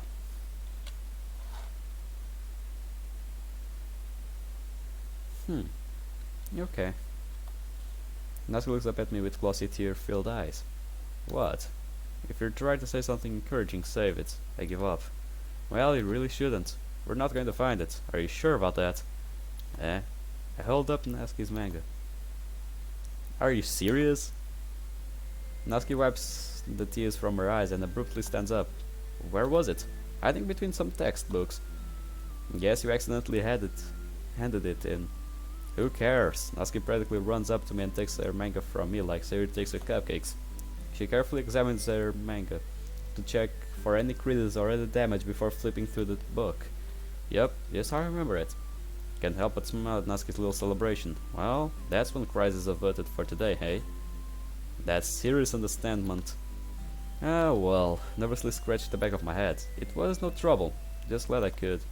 Without warning, Natsuki suddenly embraces me. Much like yesterday, my mind goes blank. I don't know what's gotten in Natsuki lately, but I have to admit, I kind of like this side of her. Well, she did let me hug her back yesterday, wrap my arms around her. After a few minutes, Natsuki still isn't letting go. That's unusual. Natsuki is not one for prolonged physical contact, and my hugs with Sayuri never really lasted this long. But I'm not sure if I really should really break the hug, considering Natsuki seems to be in total bliss. And this is really nice. But maybe she wants me to make the first move here. We can stay like this forever. Keep hugging, fuck it. I'm sure she'll pull away when she wants to. I keep Natsuki in my embrace. She really does go out of her way to make herself cute as possible. Suddenly I feel Natsuki pull away from me. What is it? Nothing. Nothing at all. Natsuki barely able to either grin as she barely able to look at me. Thanks for finding it. No problem. We stand there awkwardly for a moment, neither of us sure of what to do next. I would offer to continue the hug, but it seems the magic of the moment has fleeted. Indeed it has. Hey. Yeah? Can you promise not to tell anyone of the others what I was saying earlier? About how you saved up so much money to get that? Natsuki merely nods. I mean, not gonna tell anyone, but you didn't need to go that far to get this, Natsuki. No offense, but you really don't understand what my life is like. You never really did give the full picture. I'll give you a summary. If I ever want anything for myself, it costs an arm and a leg. My dad's so freaking selfish. It's not like we're tight on money or anything. In fact, we're decently well off. He spends it all on himself. He barely sees me as his own child, just as a nuisance he has to deal with for at least 2 more years. Sometimes he is so ridiculously strict, and other times he just doesn't care about what I do. We fight a lot, to say the least. I'm really sorry, Natsuki. I wish there was something I could do.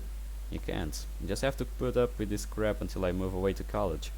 He is more than happy to send me as far as possible if it means he doesn't have to see me anymore. He even hated the idea of having to give me an allowance. He just spent all of his time at home drinking beer in front of our TV. He's just so. Natsuki lets out a deep sigh. Just hope you get along with your parents.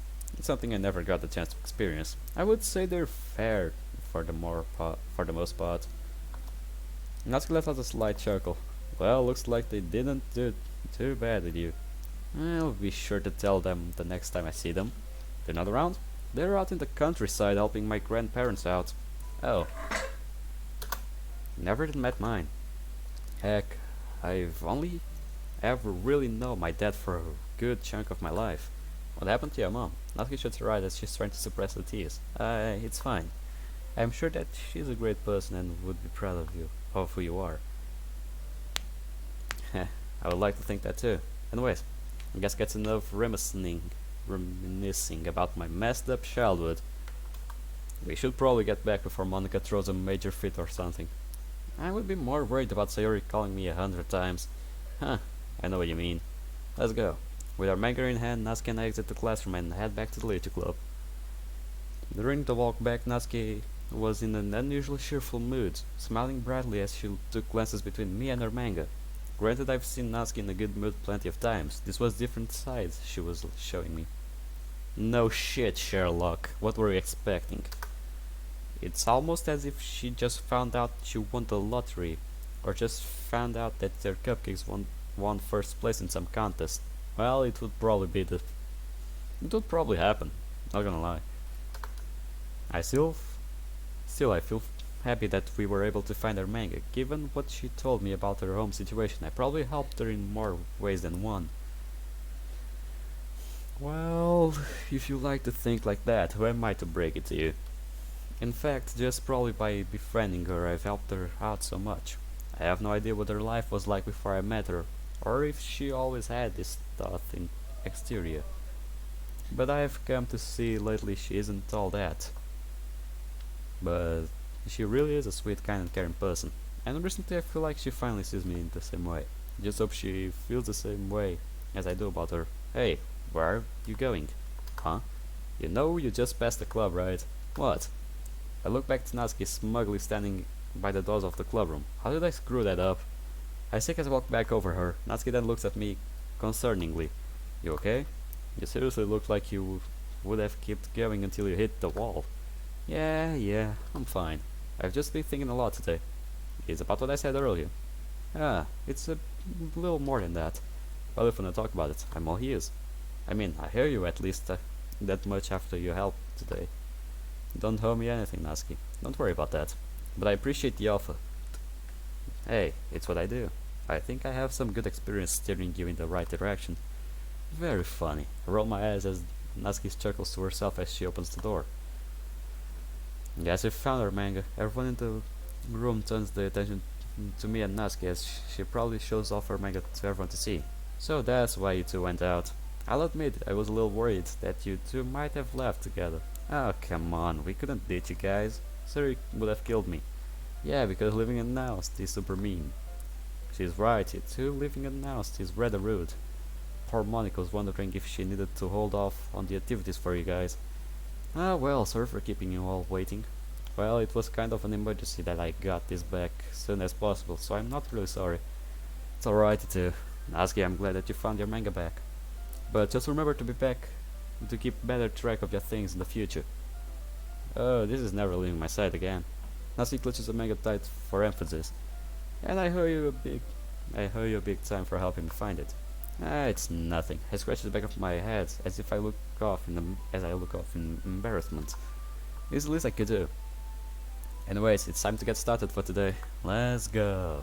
Everyone takes a seat. Everyone takes a seat in the front of the room by Monica. While grabbing a seat, I notice Yuri shooting me an agitated glance. I turn to ask what's wrong, but she quickly looks away before I get the chance to. Yuri isn't assuming something, is she? Yeah, she is. I think to myself as I turn my focus to Monica. Well, skip. Guess there won't be anything new now. So let's just skip. Oh, and if things look too bad, it's because I'm downloading a horror game to play on the channel. You know, for giving a little break to the DDLC and all. But only after I play DDLC Plus and the other mod I have planned. Either way, let's keep going. Go and make sure you hand your poems to him if you haven't already. I think I just need your poems. And Natsuki's. Alright, let me get mine. Monica walked back to the front of the room while everyone gets up and goes back to their respective areas. After a few moments, Monica returns to me with her poems in hand. Here you are. Monica smiles as she hands me her poems. I can promise you that there's nothing unexpected in there. Monica slyly winks at me. Well, that's a relief. We both share a small laugh before the silence settles again. So, I guess I'll leave you be and let you get Natsuki's poems. Yeah, I'll talk to you later, Monica. Latest. I head towards the closet where Natsuki seems to be shuffling through her belongings. As I get closer, I notice Natsuki is studying the cover of the manga that she mentioned earlier. So, once she sees me, Ashley puts it back in her bag. Hey, what's up? Not much. Just came to get your poems. Oh shoot, I almost forgot. Natsuki rummages through her bag again and pulls out her poems. There you go. That should be all of my beautiful poems. Well, I don't know if I would call them beautiful, but Natsuki gives me a dejected look, but knowing her I can't tell if it's genuine or not. Finally I feel her projected guilt overtake me. Okay, they are beautiful. I knew you would agree with me. Well, they're pretty good. Maybe I'll read them over again when I'm laminating. Sounds like it will be a time well spent. Yeah, I take it you're heading home now. Natsuki solemnly looks down at the floor. Who knows what fun and adventure yours truly will go through tonight. Hey, look, if things ever get too bad over there, you can crash at my place for as long as you need to. Well, it's not really that bad, but I'll keep it in mind. Natsuki somberly looks down at the floor before cracking a quick joke. Maybe that way I can convince you to get a bigger blender. Well, maybe when my parents come back I'll talk to them about it.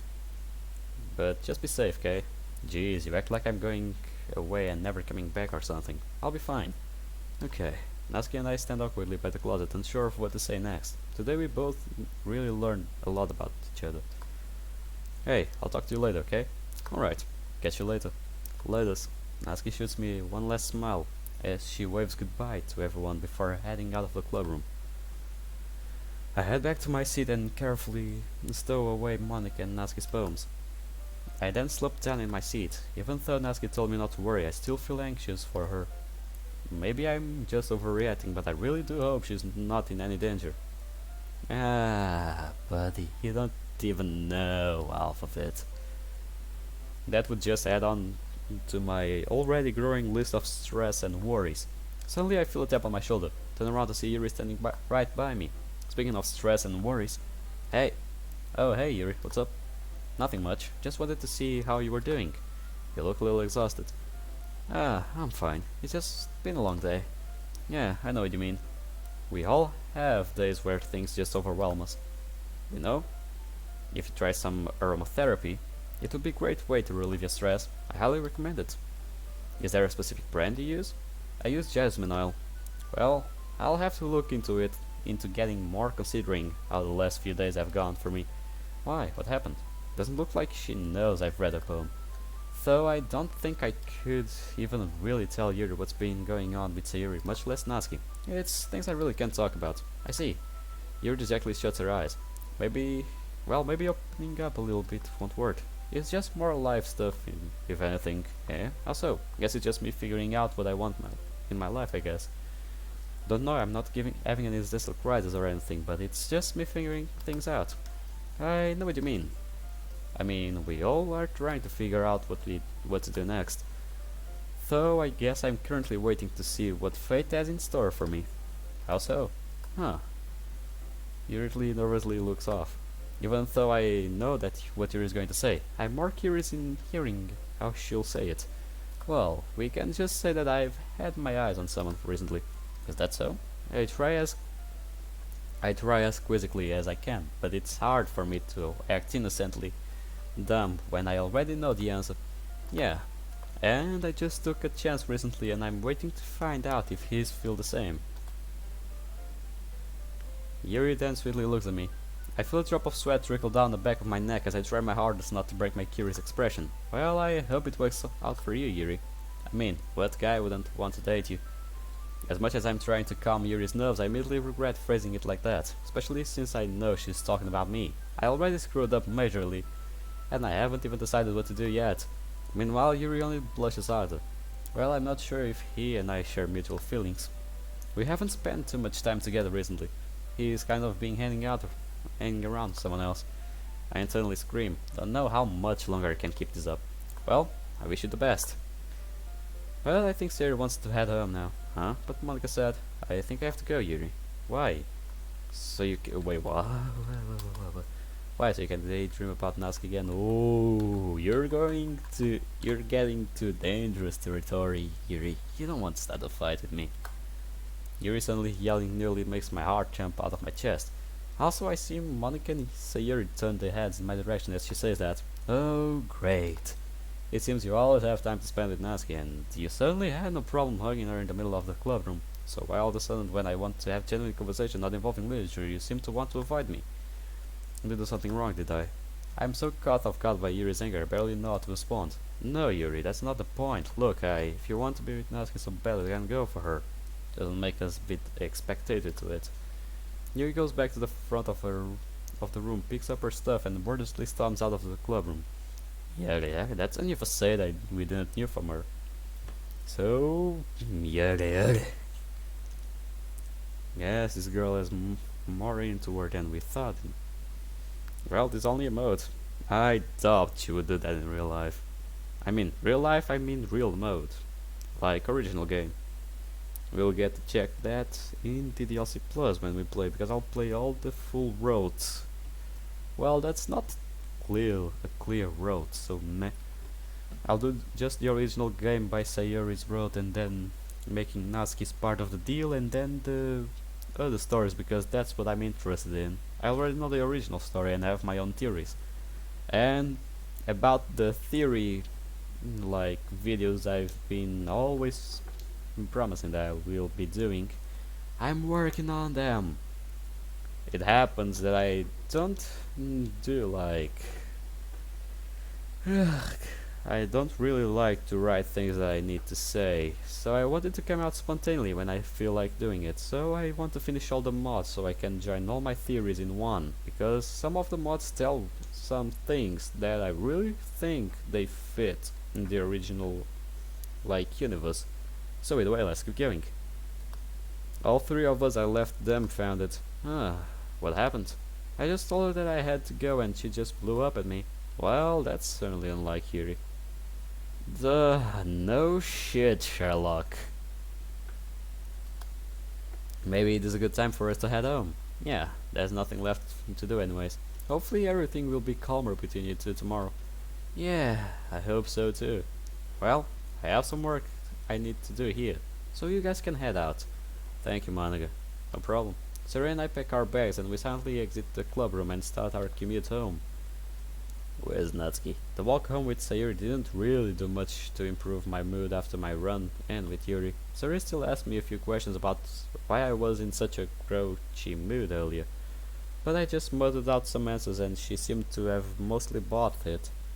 I tried not to let my mood get the best of me. I tried to make some meaningful conversation about how her day went, but she largely just muttered out one-word answers to me. On occasion I even saw Sayuri flashing me a pained look, which only made me feel worse about my situation with her. I know I promised to spend more time with her, but once again I didn't fall through. I tried to think back to how I spent earlier helping Natsuki find her manga, which helped improve my mood a little, though I'm still worried about what she told me. I am tempted to tell Sayuri everything Natsuki told me, but I wouldn't want to risk spreading rumors. And I did make a promise to Natsuki not to tell anyone either. Not that Sayuri is the gossip type anyway.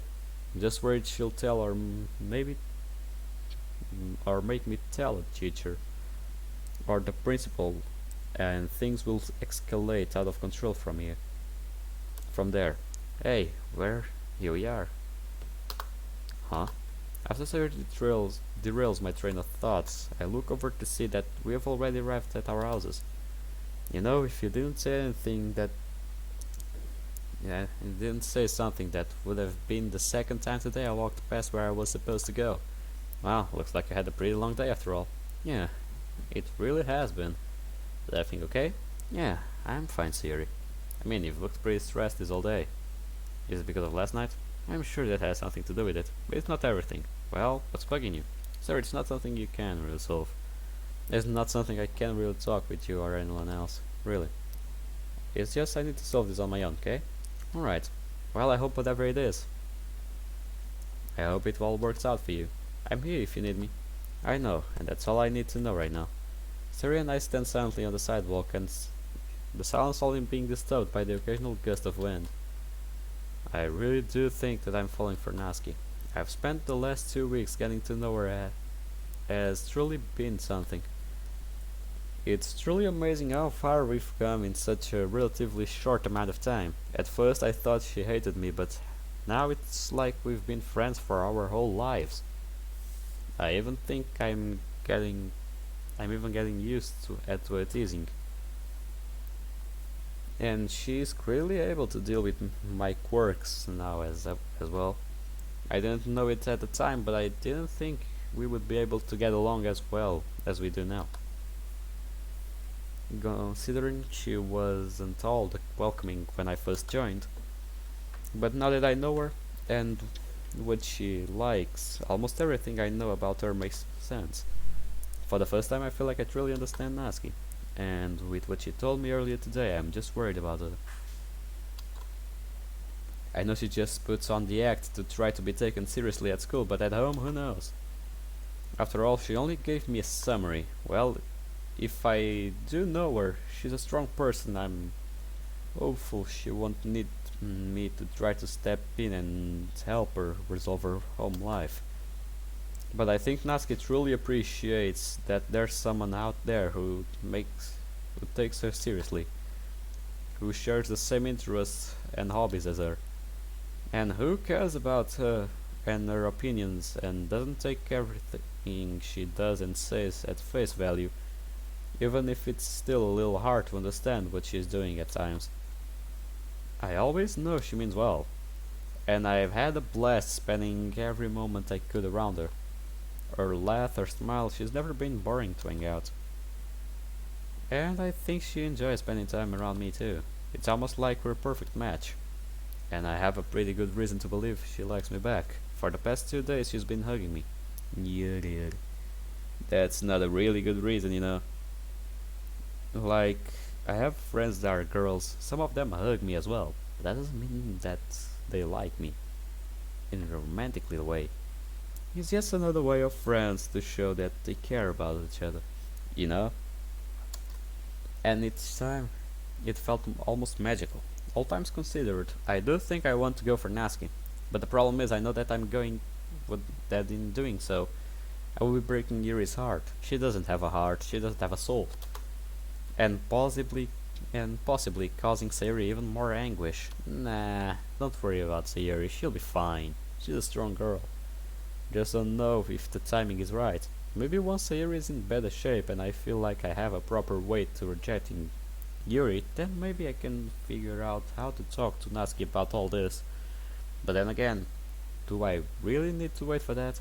Rebuilding my friendship with Sayuri is going to take time either way. And well, I would like to think we've established what that we are going to remain friends, nothing more or less. Even though the possibility to go for more is still there. But I just don't think I have the same connection with Sayuri like I do for Natsuki. Maybe the same goes for Yuri too, I guess. I mean, maybe I could give Yuri a chance and see if we have any real chemistry.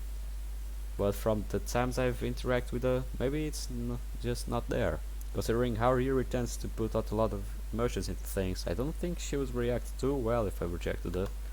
Breaking two hearts wouldn't be exactly sit well with my subconscious. But if I do go for Yuri, then Natsuki would be left out. Basically, no matter what, if one of them gets chosen, the others get heartbreak. And I don't know if I'm ready to do that again. I see as I pull up my phone and scroll through my picture gallery. As I'm scrolling, I come across some pictures I took with Natsuki at the festival. Looking back at some of the photos, I see just how happy we looked doing all these silly poses throughout the festival. It's funny how most of these photos were her idea. Imagine her doing a JoJo pose, like doing Dio's pose or Bruno Bucciarati poses, Giorno Giovanna poses, even Jotaro's pose. Polnareff poses would be nice. Yeah. Even Navdol poses would be okay. Cars poses would be amazing. And Wamu's as well. Probably the ones that didn't watch JoJo won't know what I'm talking about, but hey, it's just a matter of you searching for it. It's one of the best animes I've ever watched, and I'm still waiting for part 6 that is going to come, I guess, in the end of this year, or in the beginning of the next one. That is already an official trailer. so wait for it. It's funny how most of these photos were her idea. I scrolled to the last photo, which I was standing by the entrance to the school at the end of the festival. I noticed just how close together we were in this photo. With her even wrapping her arm around me. Huh, I guess we would make a good couple. Slowly my phone begins to ring. To my surprise, it's Natsuki. Why is she calling me? Just hope something didn't happen. I answered the phone. Natsuki? Hey. What's up?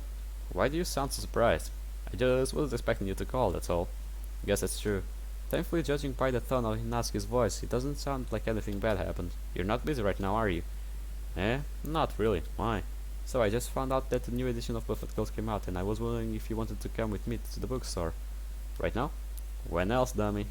And we don't have long before the store closes, so you better hurry up and decide if you want to come along. We'll have to leave soon before the store closes. If you want, I can meet you on the way.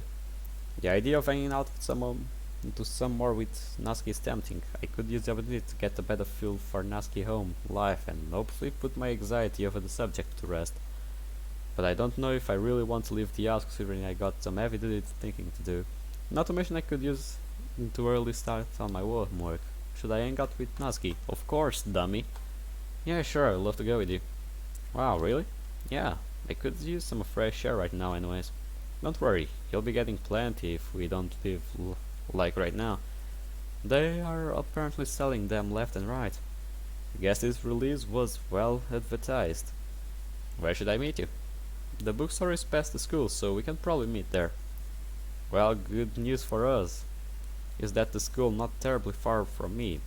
I can probably make it in there in 10 minutes. That's pretty much how long it'll take me to get there by bus. Perfect. I'll see you then. Latest. Natsuki promptly hangs up the call. Well, I know better than to keep waiting her. We keep her waiting. Yada yada. Quickly grab my wallet and keys and start to speed walking back to school. And sure enough, I take my usual road to school and I arrive pretty much on the dot.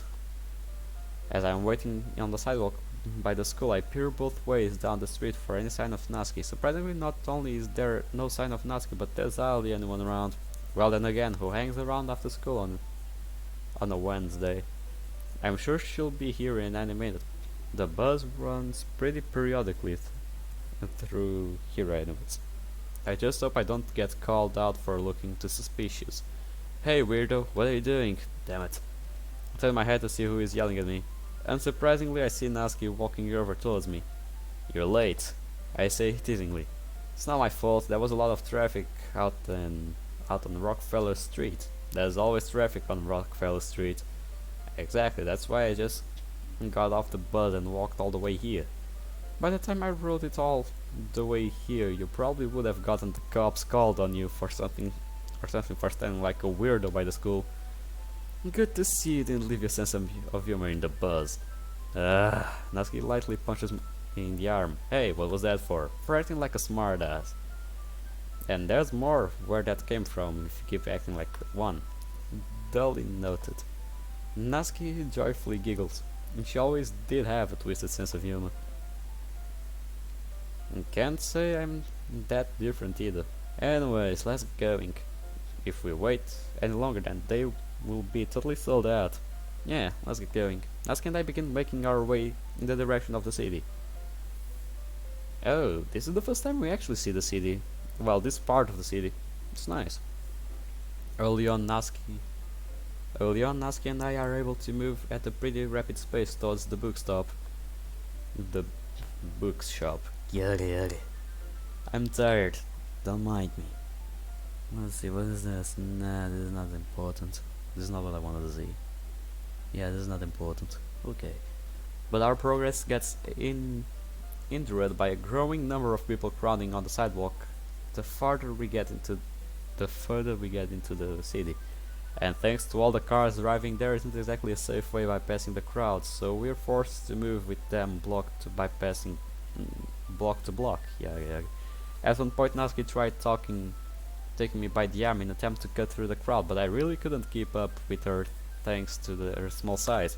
Naturally, that irritated her. You just had to be so tall. Well, it's not like I can do much about it. I am pretty sure we're almost there. We still got 2 more blocks to go.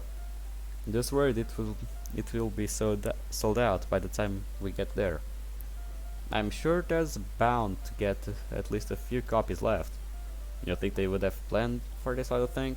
I hope so. Don't think I would have time to walk to the other store and make it back in time before my dad gets home. And I don't really want to order it online. Right, I remember that with the way Natsuki described the father to me, it doesn't exactly seem like the most open-minded people. Yeah, no shit, Sherlock. In fact, I remember that there was a rather specific reason that Natsuki stored her manga collection in school rather than at home. But even then, I'm sure she's stowed away a few copies in her room somewhere. I'm sure that all the bookstores in town have the new copy on them. Well, it's usually available first at the one we're going to. It's where I got the last few editions when they just came out. I couldn't get the last edition on the day it came out, I had to go to the week after to get it then. Well, I can get it for you, if we can't find it here. It's not like I have any plans for tonight, except trying to sort out the cluster that is my emotions right now.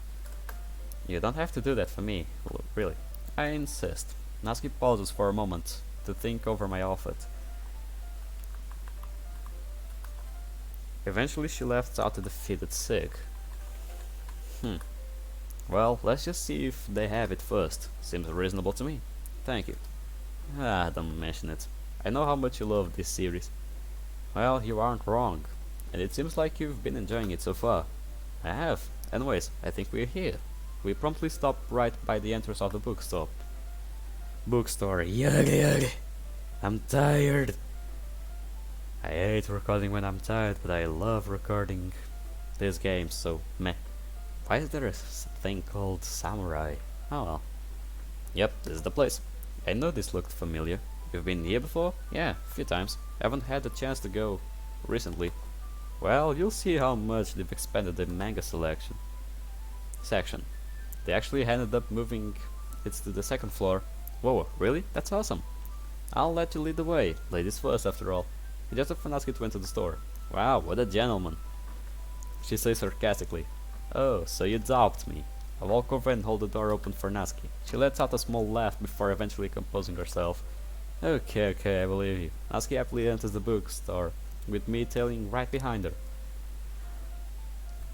As we step into the lobby, we are greeted with a long line by the register with additional clusters of people walking around and looking at the various shelves. That only makes Natsuki even more visibly anxious. Noticing this, I try to reassure her. Well, it doesn't seem like there's too many people coming up and down the stairs. Let's hope they're not sold out. Natsuki and I head to the stairwell and walk up to the second floor. As we reach the second floor, Natsuki anxiously rushes to the manga selection while I slowly follow behind her. Natsuki frantically begins searching through the shelves to find anything related to Perfect Girls while I'm on the other side, browsing at the selection. Considering Natsuki has probably spent much more time than me, chances are she finds it sooner than me. As I'm browsing, I come across some old familiar titles I used to read when I was a kid. Exterminator, Interstellar Pirates. Hey, this is something I haven't read in a long time. I pull off the shelves the copy of the Galaxy War Chronicles. I lost my copies of these years ago. It was one of my favorite things to read growing up. I even remember seeing the movies with Sayuri, though it was her more reluctantly seeing it with me so we can get ice cream afterwards. In fact, I didn't even know that these were still in distribution, let alone that they were still making new editions. And it would look like I could just about afford it. I can probably order the previous volumes online somewhere. Yes, my train of thought is interrupted by Natsuki suddenly cheering. Was it it? I found it. Yuri, she's happy. Okay. Well, at least she's happy, that's not bad. Natsuki proudly twirls around as she clutches the book close to her chest. I just stand there smiling as Natsuki does a little celebration. She really is something, even though she can be a handful at times. Seeing her this happy is quite infectious. She probably doesn't even realize how cute she looks right now. All things considered, Natsuki isn't that hard of a person to make happy, so long if you keep an open and understanding mind. It makes me wonder if I can make her even more happy. Suddenly I see Natsuki twirling a little too close to the bookshelves. Hey, just make sure you don't hit the shelves. Oh, come on, it's not like I'm that clumsy. Heh, well, fair point, but hey, I'm glad you found it. It was the last copy they had. I guess we're just that lucky. Yeah, glad you could share this in this moment with me. Yeah, hey, it's what I do. Are you getting anything while we're here? Yeah, I'm getting this. Probably show Natsuki the copy of the Galaxy Chronicles. The Galaxy Chronicles, huh? Haven't read it recently, but it's pretty good. Even if it's a little boyish for my taste. Well, maybe we can read this one together too. We can broaden our horizons together. Well, look at you getting me into all the kinds of manga. Looks like the student has become the master. Ah, well. I embarrassingly scratched the back of my head. Well, just say it already, I had a great teacher. That's how literature club works, doesn't it? Ah, come on, you could have been better. Stepping outside our comfort zone and has read new things. Yep, pretty much. Anyways, let's head downstairs and buy these. I'm already getting excited just thinking about reading them. You and me both. Natsuki and I happily trot downstairs to the register. Despite a relatively long wait in line, we're finally able to move our turn at the register. Being the gentleman I am, I let Natsuki go first. However, her cheerful mood quickly disappears as the price comes up on the screen. She had to have counted her money at least a dozen of times before finally letting out a defeated sig. Hey, I don't think I can afford it. It was a lot more than I thought it would be. How short are you? 300 yen. Oh, yikes. We pull ourselves briefly to the side to let the people behind us pay for their things. It is my fault, I should have known it would be that expensive. Even though I've been saving up for months now. Natsuki clenches the manga tightly in an effort to compose herself. I decide to look down my wallet. Well, if we pull our money together we could afford it, though I wouldn't be able to buy the copy I wanted. Well, Natsuki clearly wants a copy more than I want mine, so Natsuki. What? She looks as tears start to well in her eyes. If we pull our money together, we can afford it. Hey, no, don't bail me out because of my mistake. But you didn't do anything wrong. Trust me. You want your manga more than I want mine. I can get this whenever. Hey, why are you so nice to me? I know I haven't always been nice back, but you've put up with me better than anyone else ever has. I'm just so selfish and self-absorbed. But you aren't. Look, I understand you better than anyone in the club. I know why you're like this, and it doesn't change my opinion on you. It just makes me want to spend more time around you. Natsuki clenches the manga tighter. Look, let me pay for the manga, okay? Natsuki room technically 6. Alright, fine. Just don't tell anyone about this, okay? Yeah, I have my word. Natsuki sheepishly hands over her money and the manga while I quickly walk over to rejoin the line. After a few minutes I'm able to pay for Natsuki's manga, return my own, and begin our walk home. As we walk out of the bookstore I hand the bag over to Natsuki. You really didn't have to do that for me. It's nothing, really. That's what friends are for, right? Natsuki doesn't answer and simply sheepishly takes the bag as we start walking, but after a few minutes she speaks up again. I really can't thank you enough. Nobody's ever been that kind to me. Well, hopefully I won't be the last person to treat you fairly. I'm just glad I'm your friend, Natsuki. You're not so bad running around. Yeah, me too. Natsuki blushes brightly as we continue on the direction to the school. The walk back to school was surprisingly quicker than it was to the bookstore. Though it does mean that it's pretty much time for Natsuki and I part ways until tomorrow. No shit. Well, I guess this is just tough. Yeah, I guess so. There's an obvious trace of disappointment in her voice as she looks down at the ground. Well, I can stay until the bus comes if you want. Actually, do you mind if I walk you back to your place? I know I have some time before my dad comes home. I am thrown off by Natsuki's request. I mean, I wouldn't mind spending my time with her, but I'm not exactly sure why she would want to walk me back. Though I don't want to screw up with Natsuki. So I'll take her up on her off this time. Huh, sure. I wouldn't mind. Great. Not sure what her motivation is here, but I'll roll with it. Sayori will see by her window and will get pissed. I bet. We start walking back to my place, with Natsuki noticeably walking closer to me than normal. And the walk back was mostly silent, with Natsuki almost holding my hand at a few points. I shoot her occasional look, but she doesn't seem to notice. I can't say I will be against holding her hand right now. I mean, We've had quite a day together. So, this is where I live. Well, of course you would recognize the place. Yeah, I remember. Natsuki somberly scans up at my house. Something wrong? Can you do me a favor? Huh? Sure. Natsuki hands me her manga book, her hands shaking. Can you hold on to this until tomorrow? Just put it in the closet or something like that. So just put it in the closet when you get to the club. Are you not going to the club tomorrow, Natsuki? Why? You know why. Suddenly it clicks for me. It's because of your dad, isn't it? Yes. She barely squeaks it out.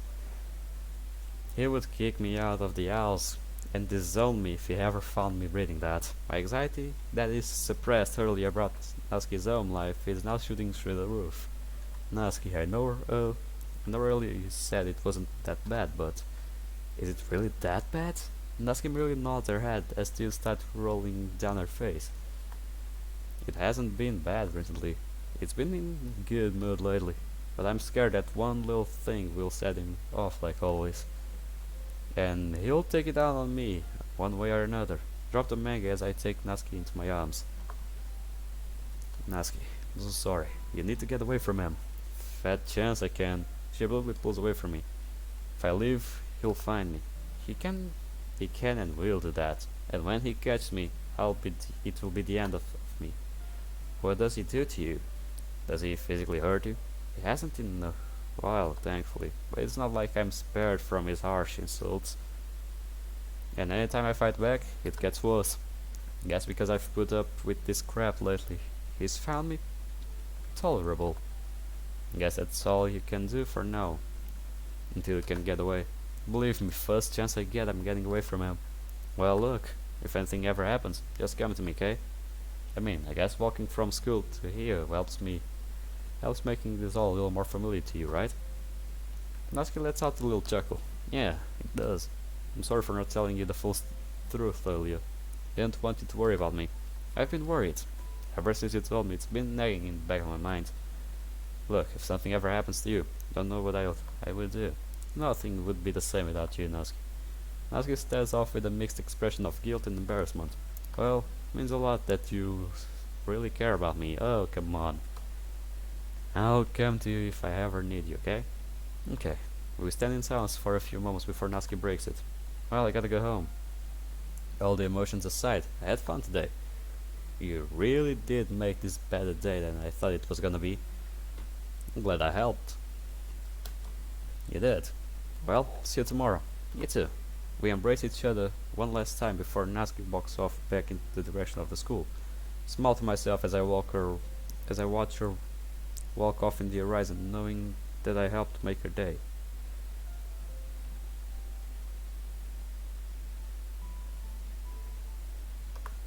I pick up the bag containing her manga and enter my house.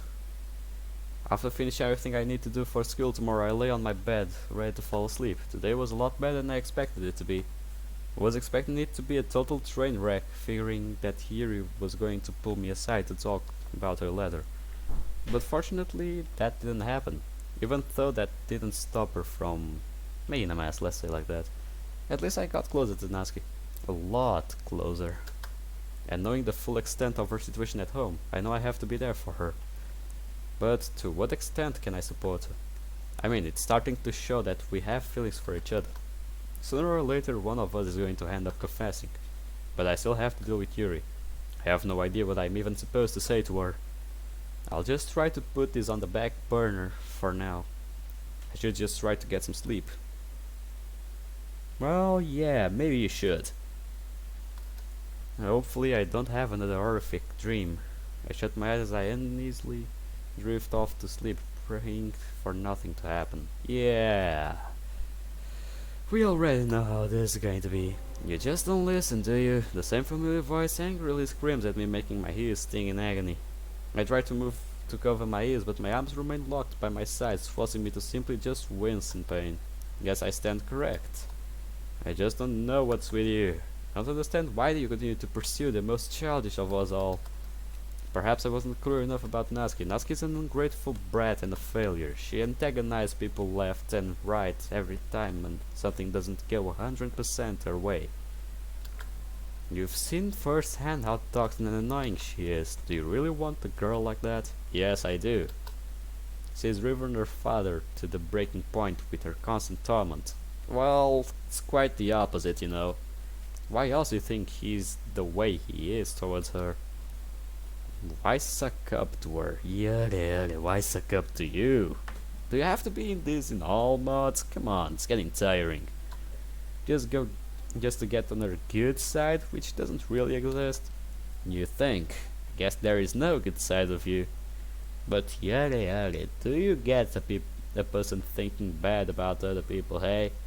If I didn't know this game good enough, I would stop this right here, but hey, I know you so well, I could read you like a book if I saw you in real life. Yeah, really. What a mess up book I would have to read. Either way, she's still going to use you. She'll use you to destroy everything to get out of this place.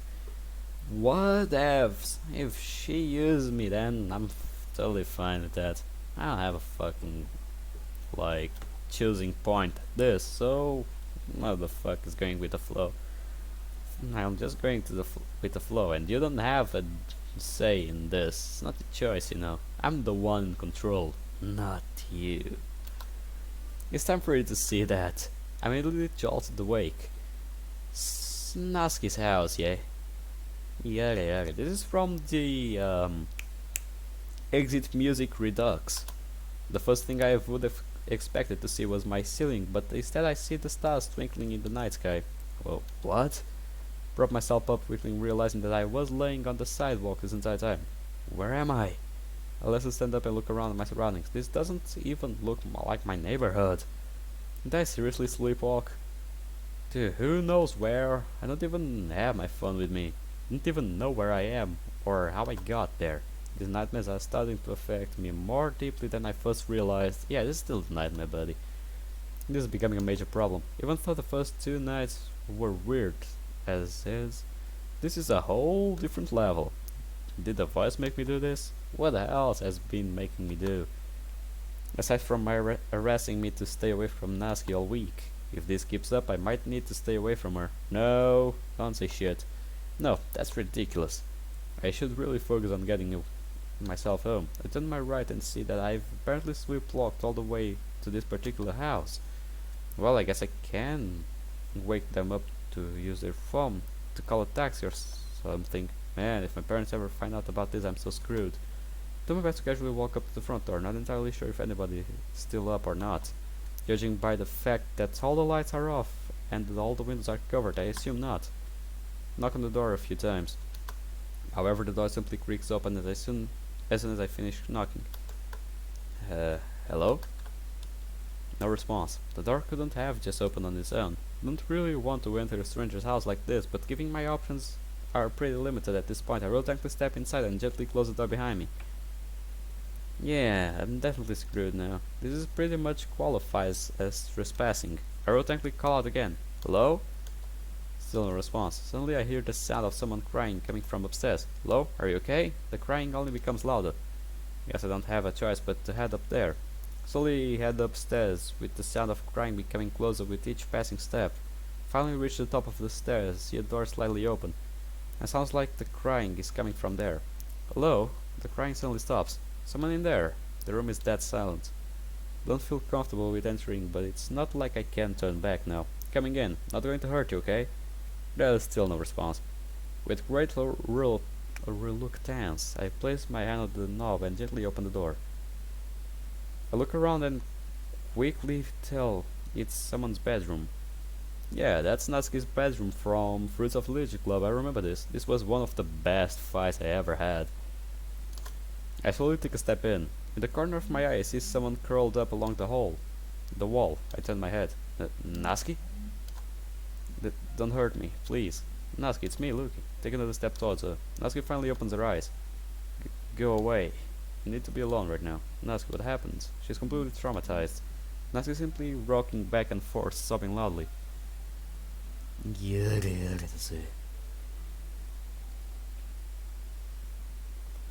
Wait a bit.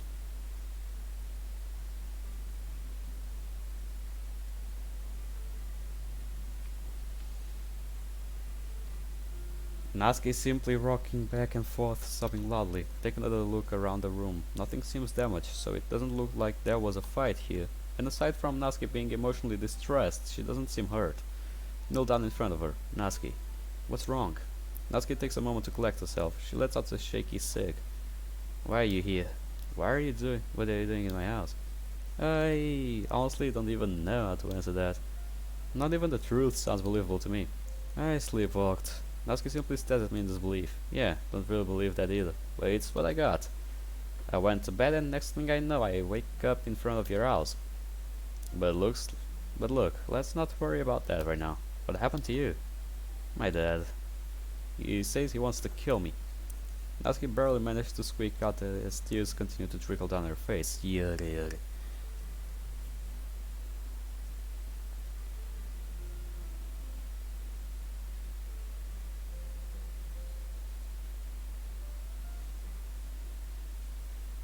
Natsuki barely managed to squeak out as tears continues to trickle down her face. My heart sinks into my stomach as I feel my face turn ice cold with a shock upon hearing this. Why? What happened? We were fighting about me not doing shorts or something, and he just snapped, and he stormed out of the house and said that I better not be home when he came back, or he'll kill me. My mind can barely keep up with this situation. None of this is normal.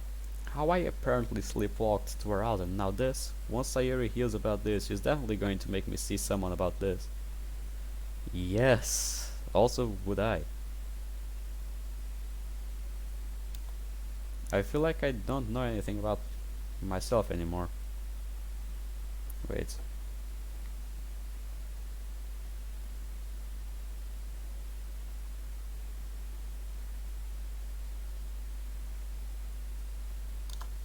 But I know we need to get out of here fast. Come on, we gotta get out of here. I stretch my hand out of Natsuki, who just blankly stares at it as if she crossed her arms. And what if I don't want to go? The hell? Didn't you say that your father's going to kill you? You said he snapped. Yeah, but this isn't the first time this has happened. You should be calmed down by the time he gets back. How long has been gone then for? Since 5. We thought when I got back from the bookstore. Well, what time is it now? Like 2 in the morning? 9 hours. I think we should probably go and call the cops. No, we're not leaving. Are you out of your mind? No, watch your mouth. We're being unreasonable and it's putting us in danger. Now come on, take Natsuki by the wrist and start pulling her out of the room. Surprisingly, Natsuki able to largely stand her ground. Don't you fucking touch me, yada. Natsuki breaks free and slaps me out across the face. She manages to hit my eyes. Ugh. Fall to the floor, overwhelmed by the sudden rush of pain. Natsuki? What the hell? Can barely see straight. Don't you ever fucking touch me, you creep. Just because I hugged you earlier today doesn't mean I want you to touch me whenever. Now I remember why I hated you. You were a creep. You are a creep, Natsuki. Natsuki punches me hard in the face, causing my face to plant right into the floorboard. I howl in pain as my vision becomes red with blood. Oh, come on.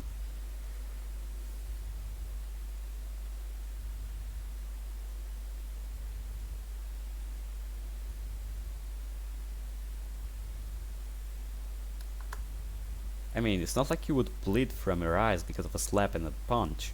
I struggle to push myself off the floor to get up. I can't even move my arms and legs right anymore. It hurts to breathe. I try to look up at Natsuki, who's continuing to yell at me. I'm barely able to make her out. This how you expect to help me? Have you considered that maybe I don't want your help? You're so ignorant. And in my family there's a price for that. So you wanna know how you can help me? Never talk to me again, yeah. Because I never liked you. Oh, so this is Monica's thing. Natsuki proceeds to get on top of me and wraps her hands around my throat. She proceeds to squeeze tightly, immediately causing me to gag. I try to push her off me, but she has me firmly pinned. I stare up at her, but for some reason I can't make out her eyes or mouth anymore. They're just not there anymore. What the hell is going on? I try to call for help, but my voice is only able to come out as a mere whisper. The world around me starts to fade. Wait, whoa. Partner, calm down. The world around me starts to fade black as I continue to struggle to fight off Natsuki. Why is she doing this? What the hell has gotten into her? And pitch black. And neck break. We are dead. No, slowly opened my eyes. Fortunately, I found myself back in my bed, in the same bedroom I've had all along. You thought you were dead? Well, think again.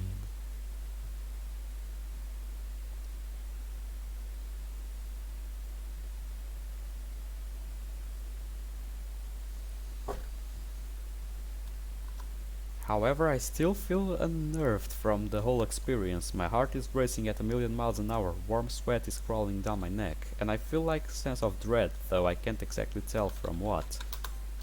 Better to wake up early in my own bed than on someone's lawn, huh? I loudly mused to myself. Even though I'm pretty certain that it was a dream, I quickly pat my face to feel for any cuts or bruises.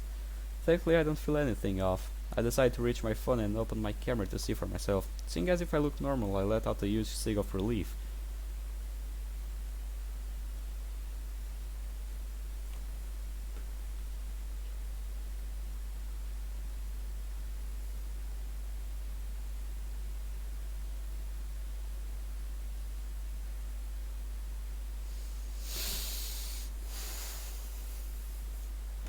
Seeing as I still look normal, I let out a huge sigh of relief. I try to prop myself up, but I feel a sudden rush of pain hit my forehead, instantly making me feel dizzy. I force myself to lay back down.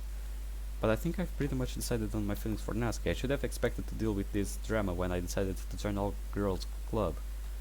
No shit, Sherlock. Let's go. What about them? Look, have you ever thought about seeing someone about your depression? There was a long uncomfortable pause between us. Sayuri lets out a sigh. It's crossed my mind a few times over the years. Why are you asking me this? Well, don't think just me being around you is going to make your rainy clouds go away. There needs to be a long-term solution to this. I'm going to head to the doctor's this weekend. Why don't you come with me? Sayuri uncomfortably gazes off into the distance. Well, I think about it, okay? Don't understand Sayuri's little tongue to get help. But if she's thought, about it before then, and hasn't gone, there has to be some sort of reason. I'll ask her about it later. The least I can do right now is be patient with her.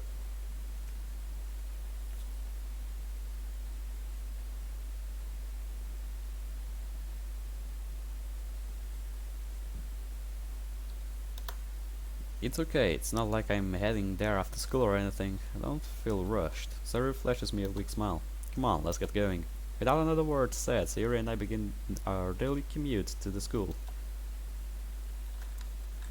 The walk to school was rather silent. I ended up giving Sayuri the gist of what happened in my dream about Natsuki. Left some of the more gruesome parts, but Natsuki was still pretty terrified.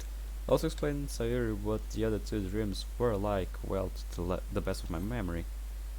It's been a while since we've gotten to enjoy each other's company. I wish I could make up for all the lost time this week. I've made so many mistakes, and yet, here she is, still trying to give me her all.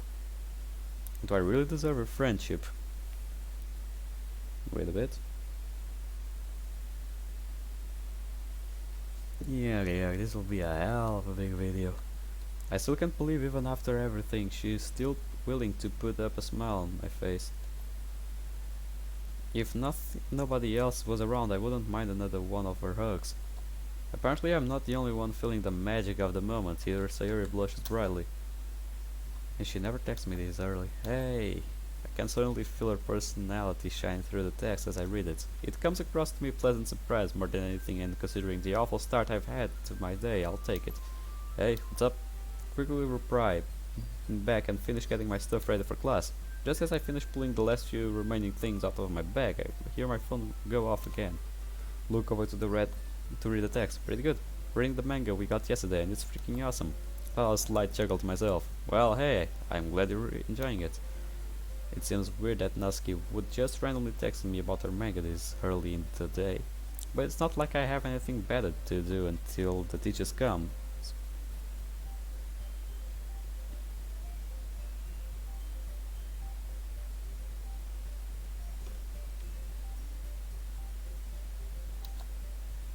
I might as well try to keep a conversation going.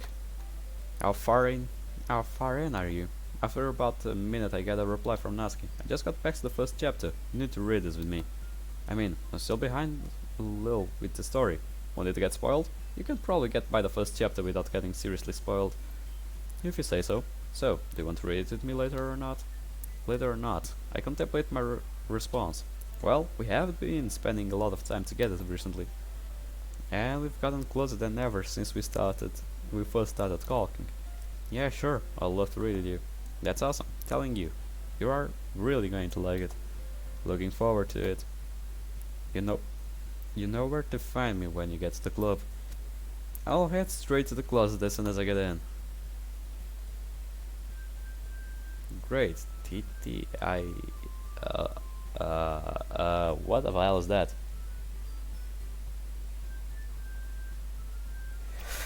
Let me search something. It's important.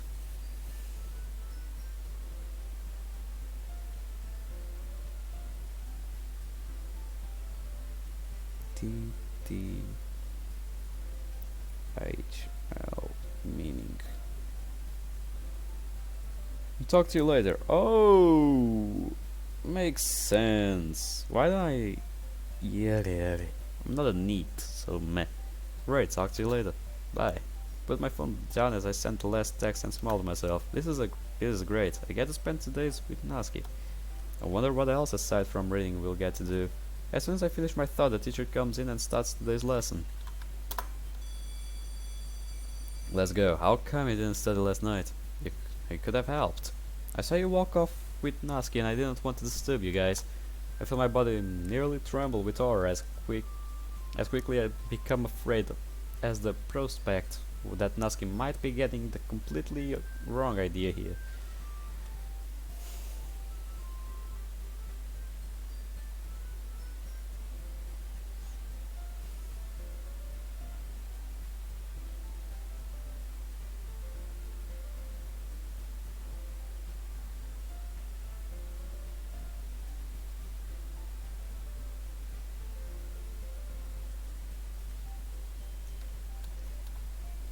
We just hung out, Sayori. Natsuki and I went to the bookstore to pick the latest edition of Perfect Girls. I believe you.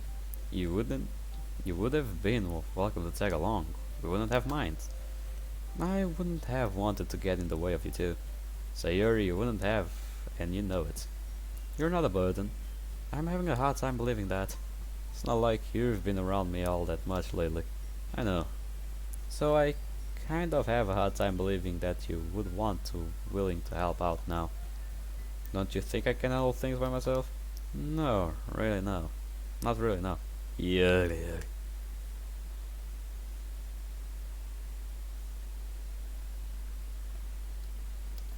Terry stares at me as the air between us becomes unusually heavy. How did I mess up this badly? Oh, now you think you messed up badly. Oh, I think this is the...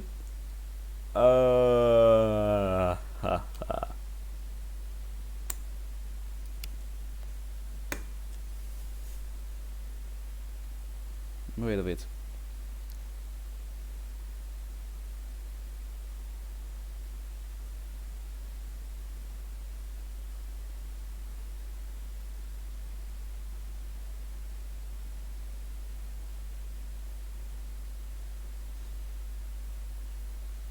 Okay, let's keep going. How did I mess up this badly? What's wrong with me? I suck at being a friend to her. Through my eternal self-deprecation, I begin to space out. Instead, I see Yuri as soon as I turn around. Oh, hey Yuri, what's up? Do you have a moment? Yeah, sure, what's up? If it's not too much, may we take this outside? I feel another wave of dread wash over me as I hear that. Same. Oh no. Oh no. Oh no. Please don't let this be what I think it is. Oh, believe me, it's way worse than you imagine. It's your worst nightmare. Is there a particular reason? I would rather that our discussion have some privacy. Alright. Wait a bit.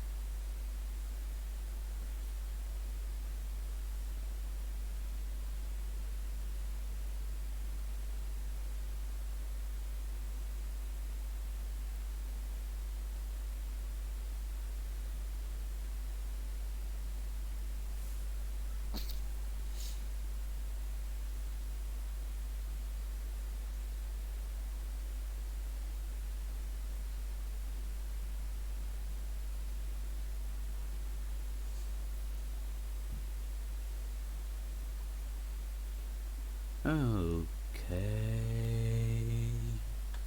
Alright. I will technically start walking towards the door with Yuri as my mind begins racing with all sorts of possible for why she wants to talk to me. However, we're stopped right at the doorway by Monica, who looks on at us with a curious expression. Save us, Monica. This is the only way I am begging you. This is the only time I'm begging you. Please save us from this. Where are you two off to? Not now, Monica. Excuse me? I said it's none of your business. Business is business, kid. It's none of your business. Monica's clearly caught off guard by Yuri's angry tone, but she doesn't yell. Actually, Yuri, it is my business. It's my responsibility to know where you two are off to. Especially since we are going to start these activities in a few minutes. Don't want him to wandering off again. Pardon me, Monica, but he's not going to wander off. Ladies, I raise my hands calmly in an attempt to defuse the argument. We'll be right outside, it'll be just a few minutes. Just get us when you're about to start, okay? Monica lets out a defeated sig. Fine, I'll give you guys 2 minutes. Thank you, Monica. Monica angrily stares at Yuri to say the same, but she seems too embarrassed to say much. Monica then brushes past us and goes back to the teacher's desk. Guess we can go now. Yuri mutters as she opens the door and walks out in the hallway. The hallway becomes eerily silent as the door closes shut behind us. Yuri and I are standing in the middle of the hallway with not a single person in sight. The air is becoming increasingly fraught with tension as we both struggle to maintain eye contact. A pit forms in my stomach as I brace for what I always thought to be the inevitable.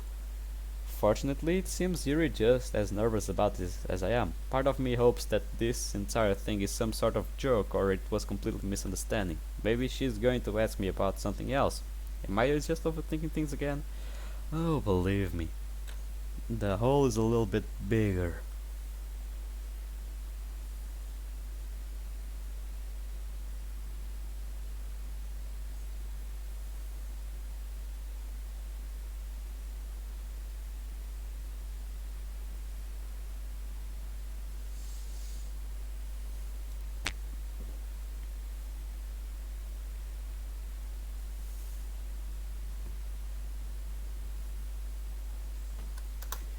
But given how she's been acting lately, it makes either of those options incredibly unlikely.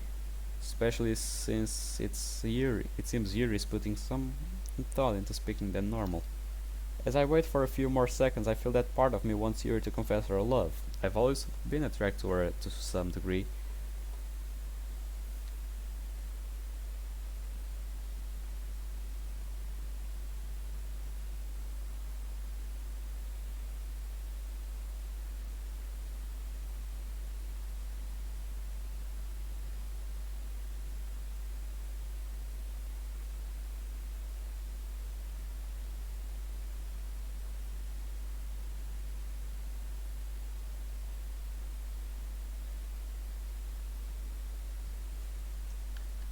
I've always been attracted to her to some degree, and if this is what I think it's about, then it would be the perfect opportunity to explore something that could always still be. I finally grow tired of waiting inside to start the conversation. So, what do you want to talk about? Well, truthfully, I think we both know why I asked you to come out here. Not really. Well, first things first, I would like to take the time to apologize for behaving so rudely to you yesterday. Didn't mean to cause a scene. Ah, it's fine, Yuri. I'm not angry with you over it. Well, that's a relief, but that's not what you wanted to talk about. No, it isn't. Forgive me, but I've had this on my chest for quite a while now. It's alright, take your time. We already know what is going on. Alright. Hey, over the course of my life, there's been a very few individuals that have really accepted me for who I am as a person. Not too many guys have ever made me feel truly welcomed, at least not without an ulterior motive. Yeah, believe what it is.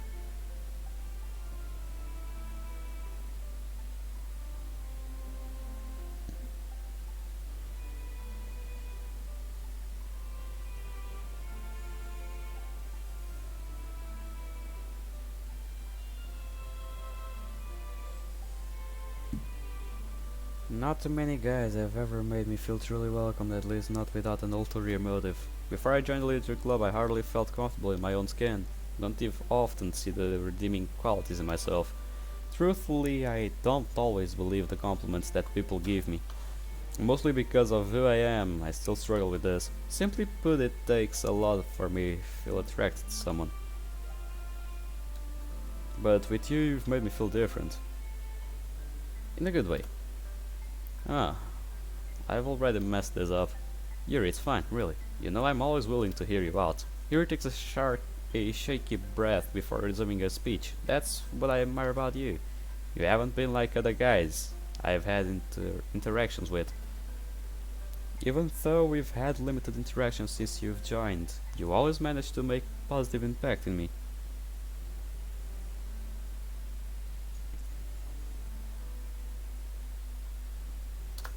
I know I don't always tend to stand out from the rest of the crowd. I always try to make myself as invisible as possible. And it makes sense why you choose to spend time with Natsuki over me. She was always the most outspoken out of all of us, even before you joined. And in retrospect, I understand why you wanted to spend time with Natsuki for the festival preparations too. She never had a problem standing out and grabbing people's attention. And when she wants to, she really is a fun person to spend time with. But I couldn't help but worry if we were ever going to spend some quality time together. We've only merely had conversations and I wanted more. Seeing you with others, especially with Natsuki on Tuesday, it felt like the norm in the music club, and I didn't want it anymore. As much as I've generally isolated myself in the club, I began to realize how it was affecting my chances to finding someone.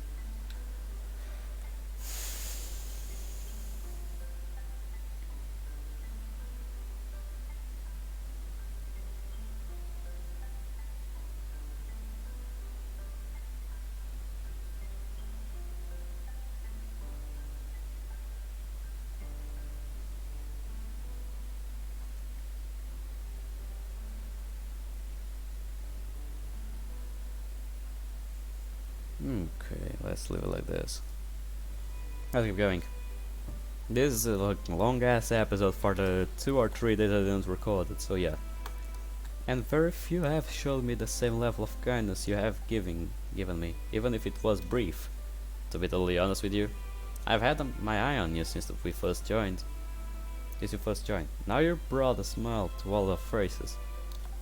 Always being kind, and I always did find you to be attractive. I turned to poetry to help grasp a better understanding of my feelings, but it pretty much involved in things romantically. It was from there that I realized that I had serious feelings for you.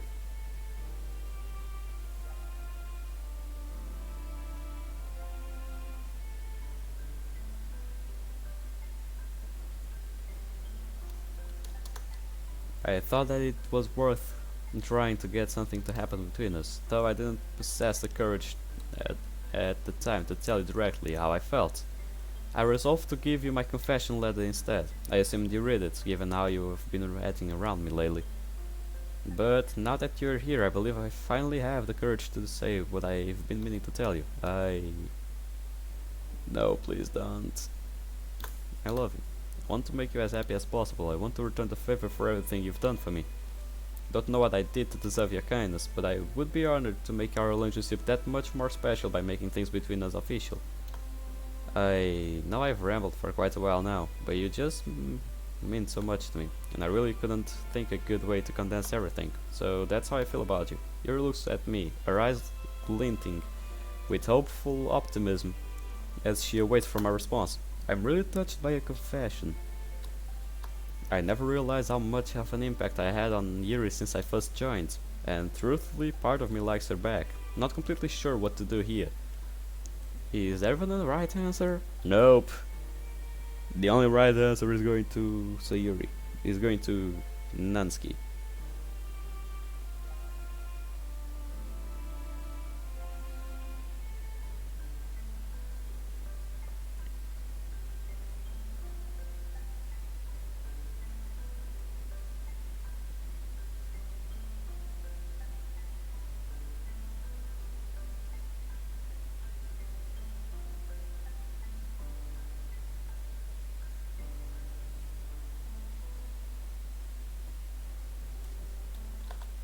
What would Yuri say after I've spent so much time around her? She'd probably kill me. What would Natsuki wait, what, Yuri, I said Yuri? Yeah, what would Yuri say after I've spent so much time around her? She would probably kill me. Yes. There's so many different reasonings, and either way I'm kicking up some sort of storm regardless how I answer this. But Yuri deserves an answer. Do I really love her back? As my thought process kicks into overdrive, I look back and forth between the ground and Yuri's eyes as I try to settle on decision. Yuri, clearly sensing that I'm in deep thought, averts her eyes in an effort to make me feel more comfortable. But I still feel the anxiety swelling inside of me. It felt like the exact same pressure when Yuri confessed to me. While the circumstances aren't quite the same, there's a few parallels there. All I know is that things are different now, and I'm going to make it so. I looked into Yuri's eyes and I finally articulated my answer. Yuri, you just want to be friends. You just want to be friends. Eh? What? Yuri takes a step back with a mix of emotions on her face and attempts to process what I just heard. I get that this is hard to hear. But look, I think it's just better if we stay friends for right now. I would love to spend more time with you too, to be honest. Truthfully, I don't think we spend enough time with each other. And I know I can't go back in time for us to hang out more, but going forward I would love to spend more time with you on a regular basis. I just don't think I like you back the same way you do. I'm sorry. Tears are strolling down Yuri's face as she sniffles and shakes in anger. After about a solid minute, she finally opens her teary eyes. No. What? Pour my heart out to you. I tell you how I finally feel. That all you tell me? Is that you want to be friends? Yes, I'm sorry. I suppose I made a mistake. No, you didn't. Yuri, you're a great person and you're attractive in your own way. I'm not turning you down because I don't like you. It's that I have my eyes on someone else right now. Yuri, you're getting smacked, Paddy. There you go. Save it. Spent so much time invested on you. And I got nothing. I should have expected this. All guys are the same. Yuri, go fuck yourself. Yes, that's it. It's better than a slap, I believe. Your voice cracks again as she starts sobbing. Before I could even respond, Yuri runs back into the club room. I wish I didn't have to play out like this. To a degree, I like Yuri the same way, but I have great opportunity with Natsuki. After how long it took her to open up to me, I have to admit I'm interested in her. And with what you told me about her life at home, my train of thought is interrupted. I hear screaming from inside of the club room. Oh boy. Here we go. Let's get ready to the rumble. Let's go. Yuri is sitting face down on a nearby desk, sobbing uncontrollably. Sayori, Monica, and Natsuki are all over Yuri, attempting to calm her down. Yuri, calm down, what happened? Yuri briefly lifts her head up. As soon as she sees me, she immediately slams her face back into the desk, crying twice harder and louder than before. Sayori, Monica, and Natsuki all exchange looks bewildered at a situation they found themselves into. Yuri? Sayori attempts to place her hand on Yuri. However, Yuri slaps it away as hard as she can, making Sayori howl in pain. Get your stupid, messy self away from me, you bitch. Don't pretend like you genuinely care about me. Stop trying to make yourself look good in front of him. Go away and ruin someone else's day, Sayori.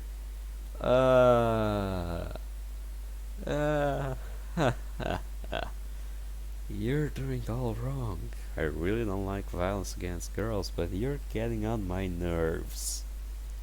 The room becomes dead quiet as Yuri finishes her insult.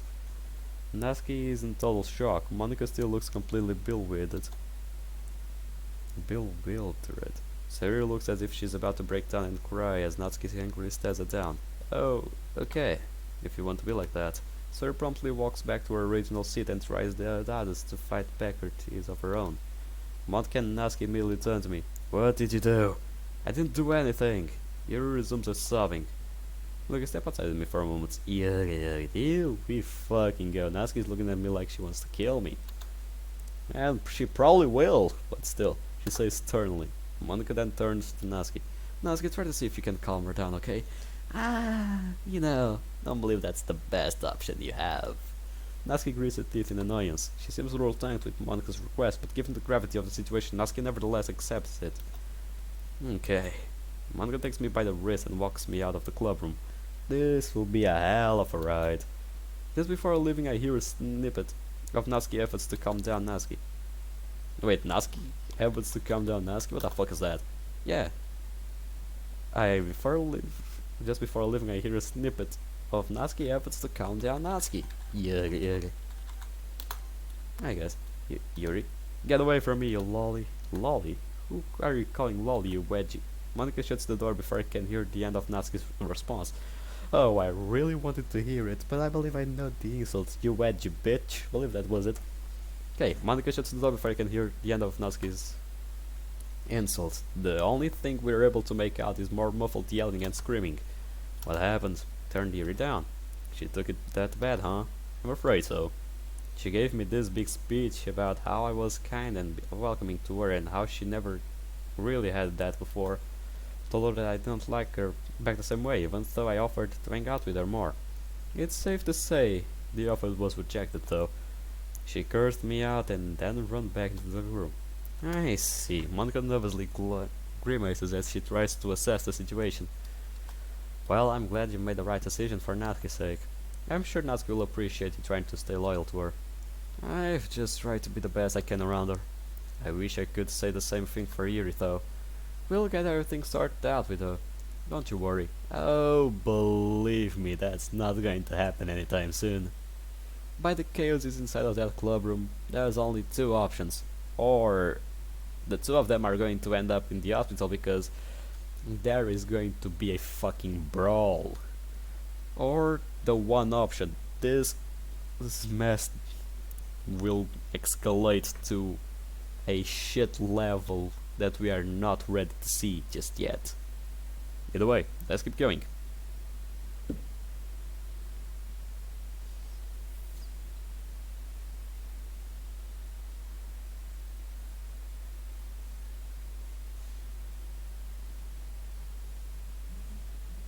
Well, let's keep going.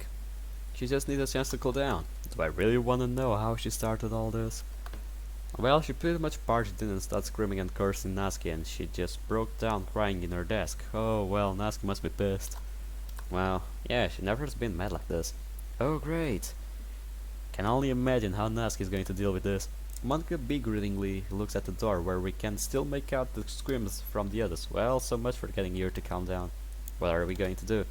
I'll try to talk to her one-on-one, see if that does anything. It's my responsibility to calm her down anyways.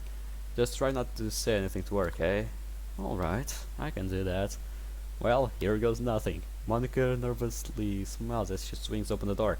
You stupid bitch! As soon as we enter back in the club room, we are greeted by the sound of Yuri and Natsuki still screaming at each other. Wow, Natsuki, it seems like you can't come up with an original insult other than accusing me of cutting myself.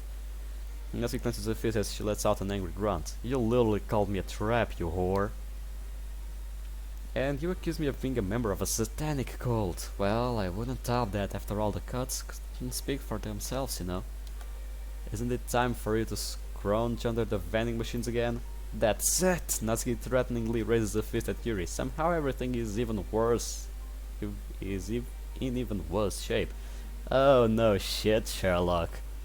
Fortunately, Natsuki steps in between Yuri and Natsuki and pushes them away from each other. Yeah, you should probably go and try to hold Natsuki still before she fucking kills Yuri. Enough, you two. There's going to be no more fighting here today, understand? Natsuki and Yuri avert their eyes away from Monika and mumble something that I can't make out.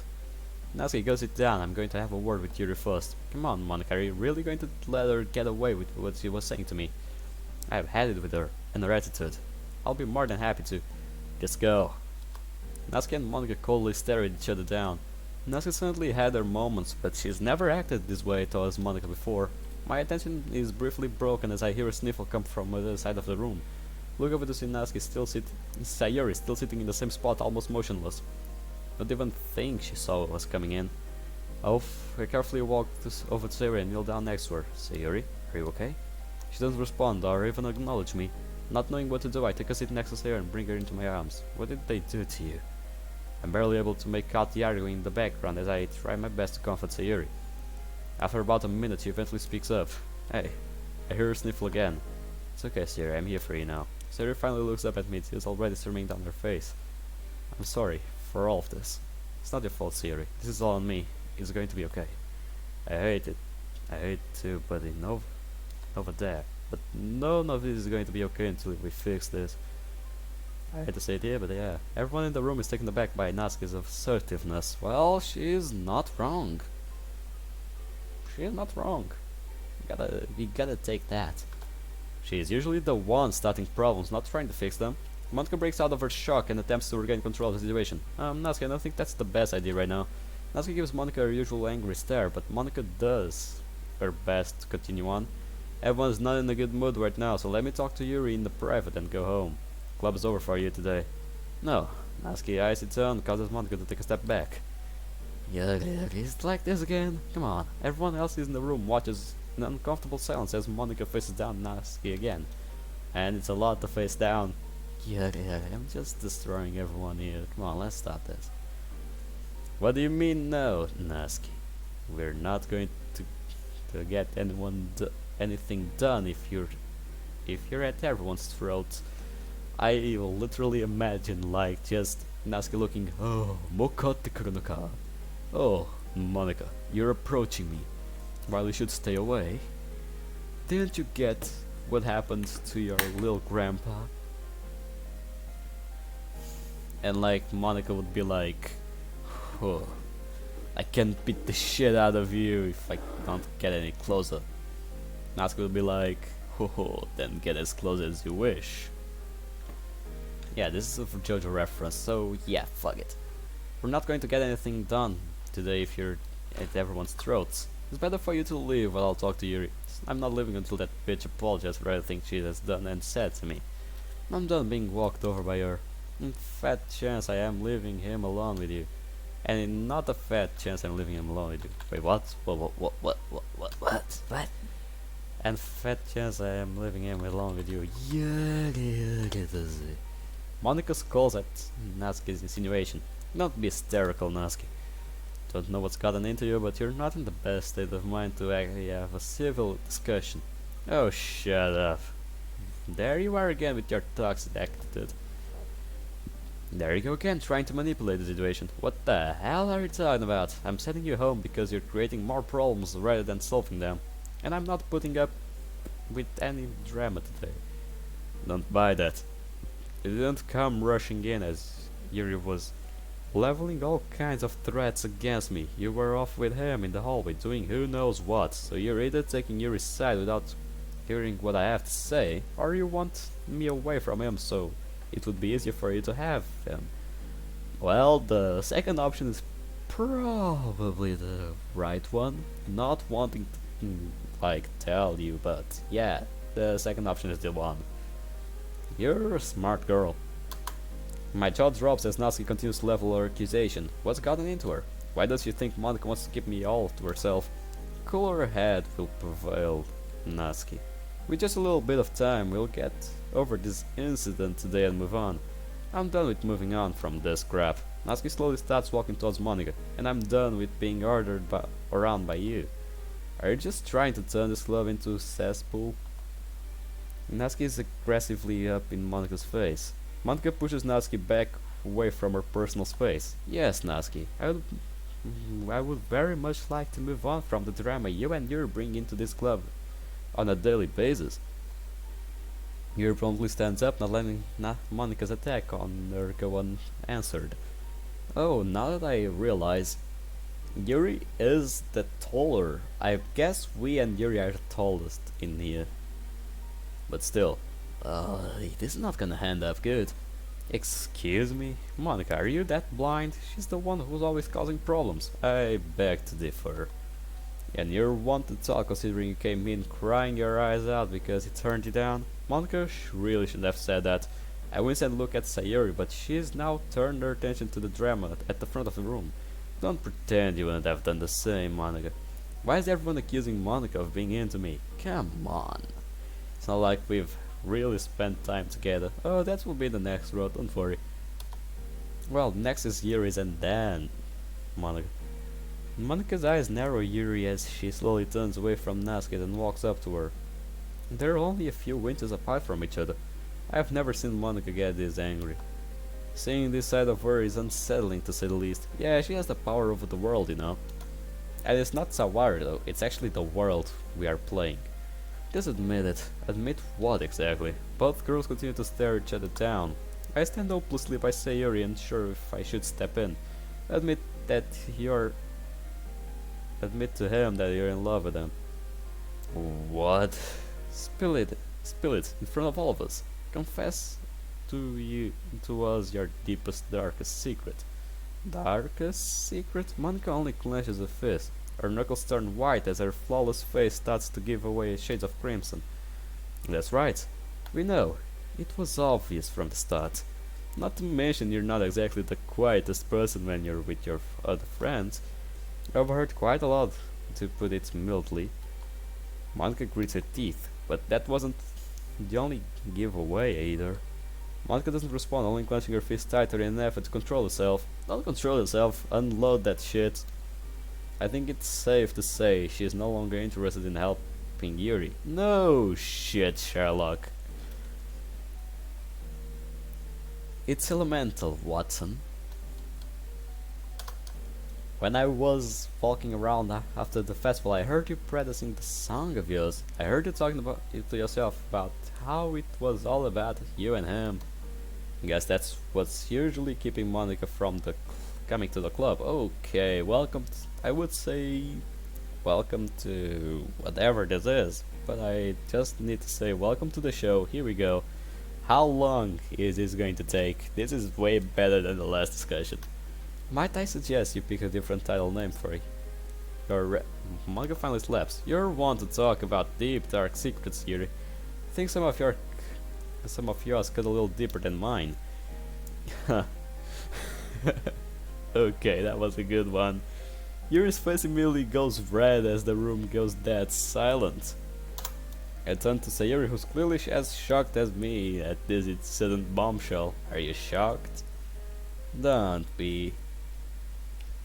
After all, I've been through this a lot more than you would imagine. You're just an MC. Throughout a lot of the others I've controlled. You're that blind. Yeah. My favorites were the one from Monica's Road, the one that was Our Time, and there were a lot more. But one of the best was my favorite. It was the one from the Fruits of Literature Club. That was the best one because he knew what to do. These guys don't know how to do shit. Oh well. And tears start streaming down Yuri's face. Maybe you should show us your sleep. Yuri wipes a tear from herself and proceeds to slap Monica across the face. Yo! Feeling the full force of Yuri's slap, Monica staggers right back into the desk behind her, barely able to catch herself to avoid falling face first onto the floor. Monica clutches her face with one hand and she slowly stands right back up, wincing in pain. And through the pain, she really grins at Yuri. So, that's where you wanna go with this, huh? Keep talking and I'm going to add another deep dark secret to my collection, you. Hey! Terry shout grabs the attention of the other three girls. Come on, we're better than this. Is this really who we are as a club? Just stop fighting, please. Terry, emotionally drained, promptly falls back into a seat. Unfortunately, it doesn't look like Sayori's plea got through to anyone. And now they are turning their attack against her. This is painful and also disgraceful to these girls. Yeah. Oh, look at you acting like the peacemaker. You want him just as much as we do. At this point, I finally mustered the courage to step in. Natsuki, that's enough. She's had a rough day as it is.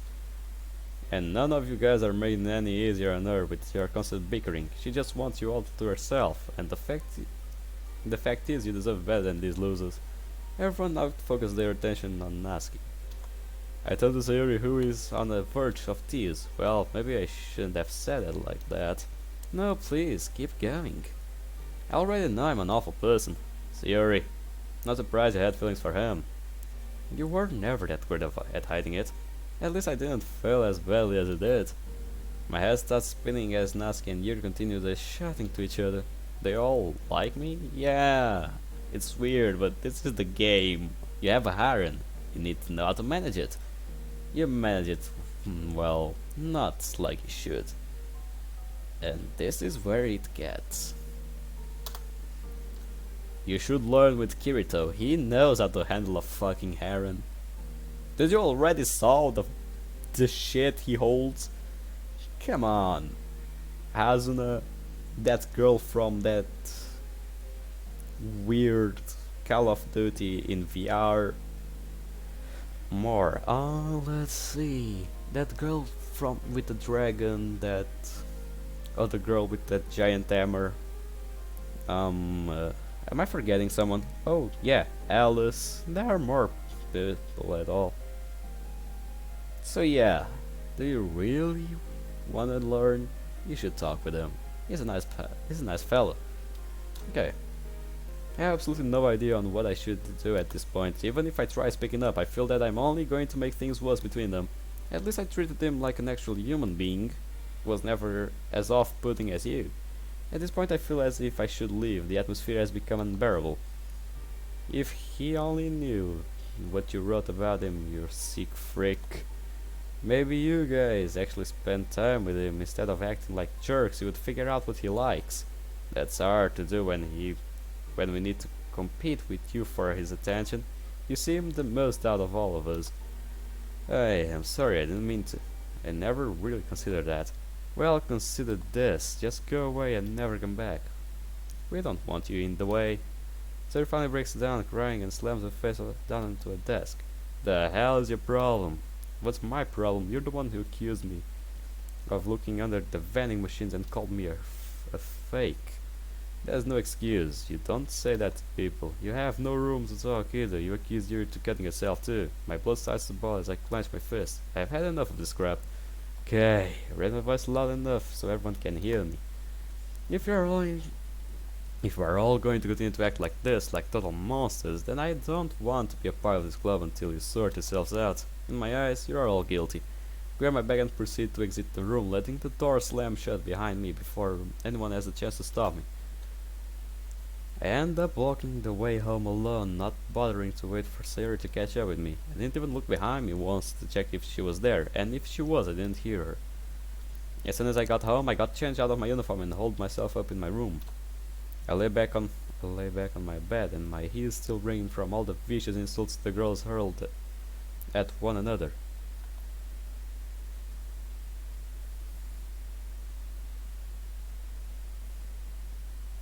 I still can't believe what I heard in there. They treated each other like a dirt just so they could try to win me over. What am I going to do? Yeah, there's not much I can do, you know. I don't even know if I should come back. Nah, you're fine on the place you are. At least you're safe there. If with how brutal they were to each other, I don't think they'll make amends anytime soon. The club probably is ruined for good, even if by some miracle we can move past this. They all like me, and they'll probably continue to fight each other whether I'm there or not. I suppose I have an obligation to stick around. I need to do my part for the photo shot. Assuming the club doesn't disband by Monday, I let out a long cig and stare up at the ceiling as I slowly begin to get lost in my thoughts. I hear my phone vibrate. I reach over to my phone and see a message at me. It's from Natsuki. I want to talk about what happened early in person. Contemplate my response. I'm not entirely sure if I want to be around her or anyone right now. What she said to Sayori crossed more than the line with me, even if she doesn't know about Sayori's depression. But maybe she wants to apologize for acting that way. It was a tense situation all around, and I guess in more than one way we're both partly responsible for escalating things. Want to make things right with her, but she's still rather stubborn. Something which I'm not in the mood to put up with. Should I let Natsuki come over? Yes, please. I should work things out with Natsuki. I start texting back. Yeah, if you want, you can come over to my place. Natsuki quickly replies back. Alright, I'm going there now. I'll be there in a few minutes. Man, what am I even going to say to her? Well, no. Tell her about Sayori's depression, probably. This day has been a complete catastrophe. Don't even know what I'm going to say to Natsuki, let alone now that she's going to say to me. Maybe she just wants to apologize for what she said earlier. I mean, I haven't known her to be a nasty person, but today all my expectations went out the window. I can't believe anyone would have said that to someone as kind as Sayori. It's enough to make my blood boil. Yeah, if it was a boy, I don't doubt he was already on the floor. He would bail by the end of the floor. Maybe cleaning up the living room for Natsuki arrival would be a better use of my time. Maybe. I can get that angry at her later. No, come on, you mess up everything. Get off my bed and head downstairs to start cleaning up the living room. Okay, you guys might think, okay, are you crazy? You were always defending Sayuri all these times and all other games. Why are you like this now? It's not like I don't want to defend Sayuri. It's just that, yeah, it's true, she has depression. It's a hard and tough stuff. She needs help and she doesn't want to go to help because of antidepressives that totally change the mood and the person itself starts to change. I get that, but she's already 16. She can take care of herself. She can defend herself. If you keep treating her like a kid, that's what she'll become. An adult that acts like a kid. That's no good. And you probably know what I'm talking about. Even though I know she deserves an apology, because what Natsuki said was bad considering how much a depression affects Sayuri. Even though Sayuri is strong enough to hold still, so yeah. Don't worry about it too much. Just as I'm about to finish cleaning the living room, I hear the doorbell ring. Come in, come in. I take a deep breath before walking over and opening the door. As expected, I found Natsuki waiting on my porch. She looks up at me through a guilty and pained expression. I simply sig and wordlessly invite her in. After closing the door behind us, I lead Natsuki to the living room, and we both take our seats on the couch, unable to make consistent eye contact with one another. I bow my head as I try to figure out something to break the tension. I'm not even sure where to begin. There's absolutely no excuse for what she said, even if she doesn't know about serious depression. It's just one of the things you don't just say to people. But I think at least I owe Natsuki a chance to explain herself. We wait for several minutes in a painfully awkward silence before she speaks up. Messed up. Clearly, you did. I know you're angry at me. You have every right to be. And I'm sure she's super pissed at me too. Well, I would completely understand if you guys never want to talk to me again. This everything about this day has just sucked. Well, you're not wrong there. But how could you even say that, Sayuri? Look in the time I've known you. I've gotten to understand that you're a passionate and direct person. And there's nothing inherently wrong with that. I like people who are upfront. I know you and Yuri can get a little heated, but this goes beyond anything I ever seen from you. So I guess I just want to know why you act out. Natsuki lets out the shaky sig. I let my emotions get the better of me again. After I tried to calm down Yuri, she clearly wasn't having it, and we got into a big fight over it. It got hurtful for us pretty quick. We said a bunch of things to each other that I'm not going to ever repeat. And I guess along the way something inside me snapped. I was done being talked down to. I was done being pushed around. I dealt with it enough at home, and I'm not going to suffer through it in school too. So I lashed out at everyone. I had so much pumped up anger over my life that I just exploded. I really didn't mean to hurt anyone. I know I can't take back what I said, but I just wanted to let you know that just how sorry I am for everything. Nothing can explain the immense pain and guilt I feel right now. I know you didn't mean to hurt Yuri. In all honesty, as much as we fight, I do want to be her friend, but I understand if anyone hates me. I just piss off everyone that's close to me. Natsuki starts sobbing as I sit frozen in shock. I know Natsuki had it bad outside of school, and while there's certainly no way she can undo the hurt she's caused Sayuri, I'm glad to at least hear from her that she knows she's in the wrong. I hand Natsuki my tissue box. She gently plucks a tissue from the box and uses it to wipe her tears away. Thanks. Yeah, no problem. We sit for the next moments in silence. I sit there frozen in shock as I attempt to process the situation. Never seen Natsuki come to so clean about her mistakes. Maybe I shouldn't be so mad at her. I wait for her to collect her thoughts before I say anything. Well, I'm glad that you've come to recognize what you said back there was wrong. But I'm a pretty big reason for what happened as well. So I'm really sorry for all that happened. so I shouldn't be as mad as I am at you.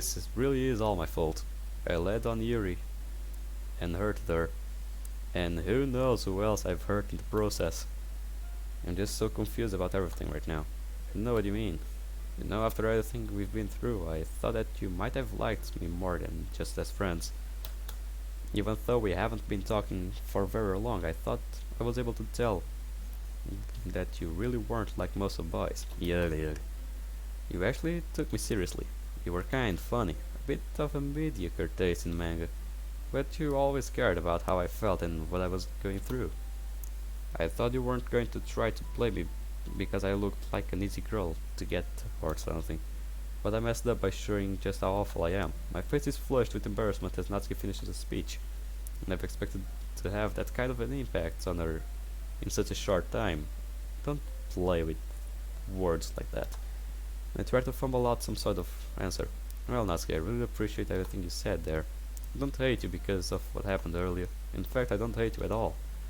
I'm glad you recognized what you said was wrong, and that you're willing to make things right with Sayuri. I think I owe everyone an apology at this rate. Well, I think I do too.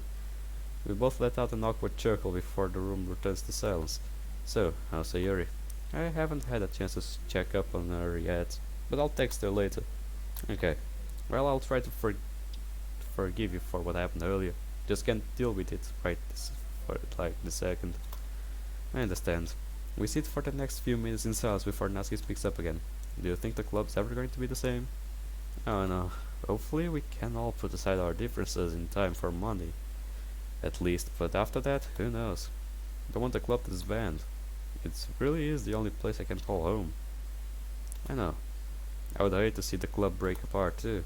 I have no idea what's going to happen with Monk and Yuri. There's no telling if there will be a meeting tomorrow. Sari would try to come, wouldn't she? Knowing her, probably. She is not one to hold on to grudges. But hopefully we can all apologize to each other and go back to being friends. Yeah. Well, I'm glad you let me come over to hear me out. I suppose it's the least I could do. I trust that you'll stay to your word and work things out with Sayuri at least. I will, and hopefully I can make things right with Monk and Yuri too. I'm sure we'll be able to put this behind us. Yeah, Natsuki nervously glanced down at the floor. It's going to be tough to get things back to the way they were. But at least Natsuki and I smooth things over for the most part. Just hope it goes just as well for tomorrow. So I guess I'll see you tomorrow at the club then. I'll be there. Just let me know if you see Monk or Yuri around.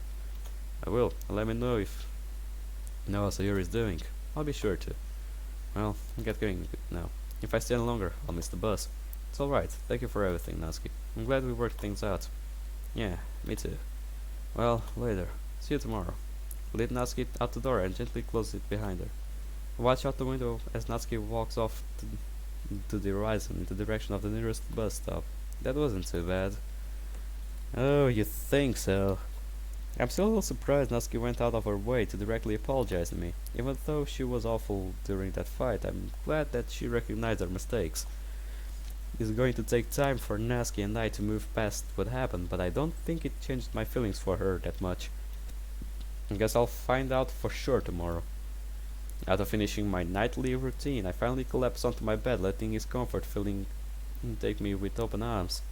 As I slowly drift to sleep, I begin to reflect on my talk with Natsuki earlier. I'm glad that we were able to work things out and come to an understanding, but I still have my work cut out for me.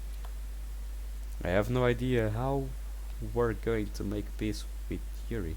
How we are going to make peace with Yuri.